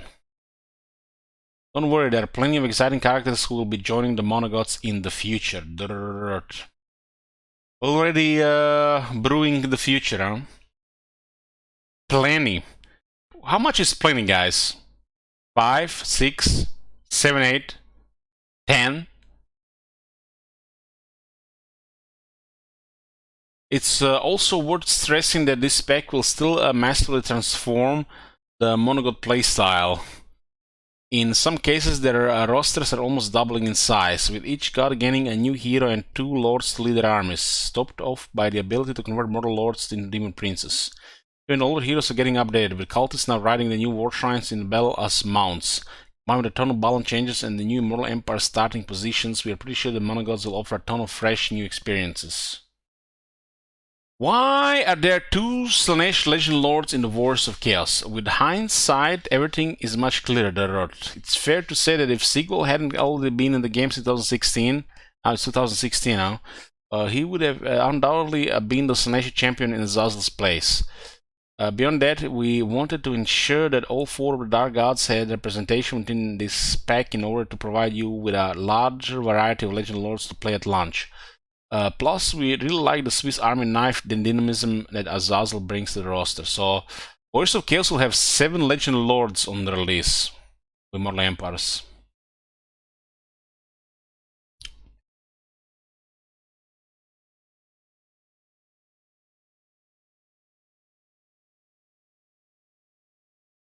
Ultimately, our aim has been to 8 Be'lakor. I forgot about Be'lakor. It's 8.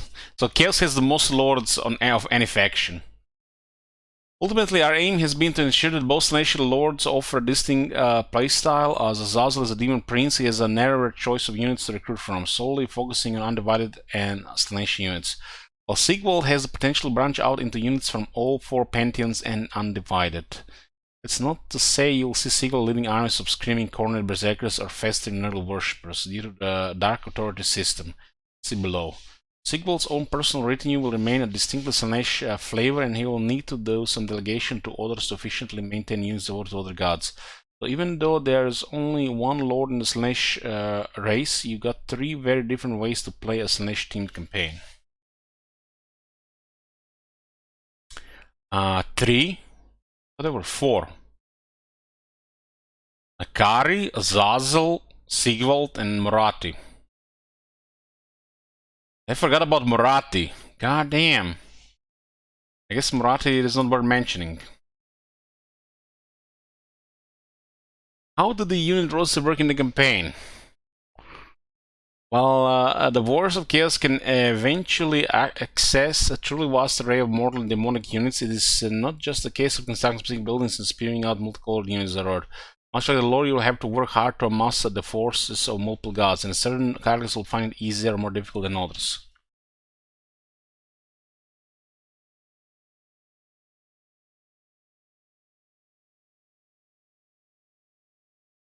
Every unit in the roster is treated as either a warband unit or a gifted unit. Warband units are your bread and butter, consist of mortal humans as well as the bulk of the undivided monster units.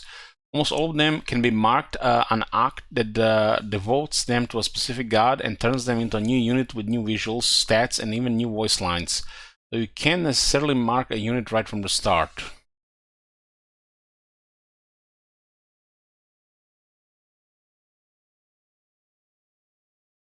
Gifted units are primarily demons accompanied by a few specialist non-demonic units such as Hell Cannons and Shaggots, and are recruited by spending souls on Chaos Gifts, hence the name, or via certain special events.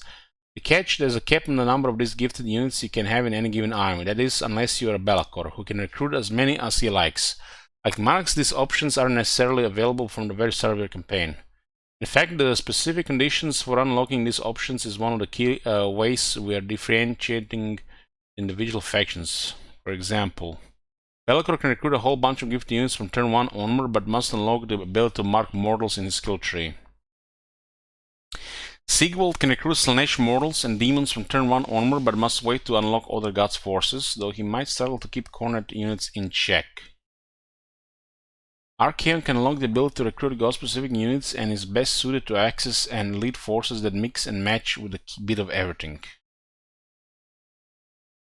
Oleg will have the hardest time getting access to god-specific units, but has easier access to Dragon Ogres and Dragon Ogre Shaggots.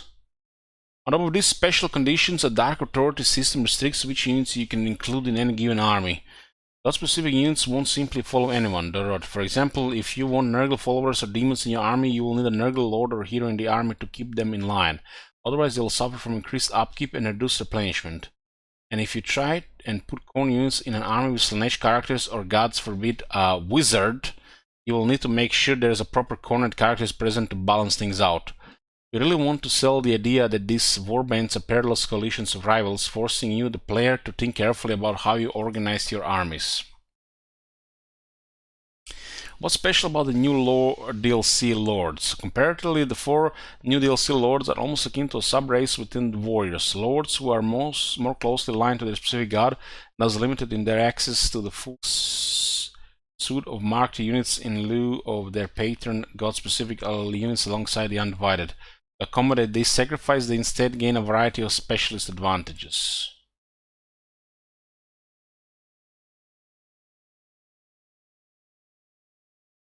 They can start marking mortals and recruiting demons from turn 1 and will find it both easier and cheaper to do so. They share a uniquely structured tech trio, about half of which is built for their particular faction, that allows for more specialization in god-specific units and mechanics. They spread and benefit from their own god's corruption, but are actually penalized for the corruption of an opposing god. They get access to their god's battle mechanics and army abilities. They each get versions of certain campaign features belonging to the main demon faction. For example, Fez can brew and spread plagues, but they have slightly different effects to Qgats. There's also a ton of other variations we made where appropriate. For example, vassals belong to DLC Lords will take on certain attributes from their masters, spreading their favored corruption and gaining thematic bonuses in battle. They've even got a unique ways to keep their troops in line. Fez, as an example, can get more Nurgle authority by bestowing his armies with plagues, making it easier for him to put Nurgle troops in Undivided-led forces. All in all, we have tried to make these 4 champions feel different from the rest of the Warriors of Chaos. Our dialogue engineers have even gone so far as to ensure that units in these characters' armies use different voice lines when led by one of the characters. You'll hear Marauders and Warriors in Chosen Azazel's army shouting about their legions, not just to Slanesh, but to Azazel himself. On top of all that, they all participate in a brand new campaign set on the Realms of Chaos map, which offers a dramatic narrative following the main game's Urson storyline. The nifty alternate take on the Rift system, one with more control, will lead up to a truly epic finale. What about Confederation? Initially, the team were aiming for Archaon at minimum to be able to confederate all the Warriors of Chaos. However, there were some significant technical and balance issues that we were unable to resolve in the time we had to implement the rest of the feature overhauls. Given the technical issues, we were concerned that launching with the Confederation enabled would jeopardize the core experience of the Warriors of Chaos. As such, we chose to disable the option for the initial release of Immortal Empires. That said, we know that this is important to you and we'll be looking to enable some form of confederation for the Warriors in a post-release patch. Talk more about how we'll aim to accomplish that feat in the future. Coming soon. Hope this offers clarity into our design process and helps you understand where our 4 new Celestial Lords are landing in the Warhammer 3 roster. Mentioned before, there's still room for adjustment and changes, so we look forward to hearing what you think when you get your hands on them this August. Check back next week for another look at the upcoming champion, as well as more details about Immortal Empires. We still have over 3 weeks ahead of us. For any future notes other than the patch notes, we'll be checking it the start of the Warhammer 3 streams, which will be Zinch campaign, like the Khorne champion and the Slash champion. We'll be checking news only at the start of the those streams. But regarding Mortal Empires and the patch notes that will eventually be released, they'll be in a separate video. Looks like Chaos is gonna have a lot of stuff now. I mean, it's 4 different colors, but it still feels like it's a lot of stuff.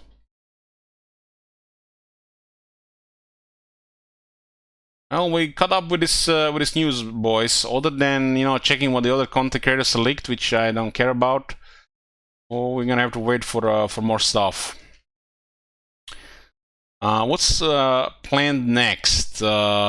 Plan next is project requested Don't Starve. I feel like it's gonna be just 1-day game, and we're gonna be checking Zinch for the first time. Other than Zinch, we also have Demons of Chaos, and we got Khorne. I'm not gonna play Khorne with Blood, and I'm not sure we're gonna play Demons of Chaos before Immortal Empires. It's possible we might, but Zinch for sure. So Oracles of Zinch will start next week, which might be as early as Tuesday. Friday latest. There'll be still some random stuff, but we'll be playing more Warhammer 3 before Immortal Empires. When Immortal Empires get released, since they announced this as the beta, I don't feel like pressure to just start and play a campaign. I, you know, tend to keep things unspoiled and you know, savor things over time, slowly check everything. But this time we're actually going to check everything in the first 2 days before starting the first campaign, which is most likely going to be Empire.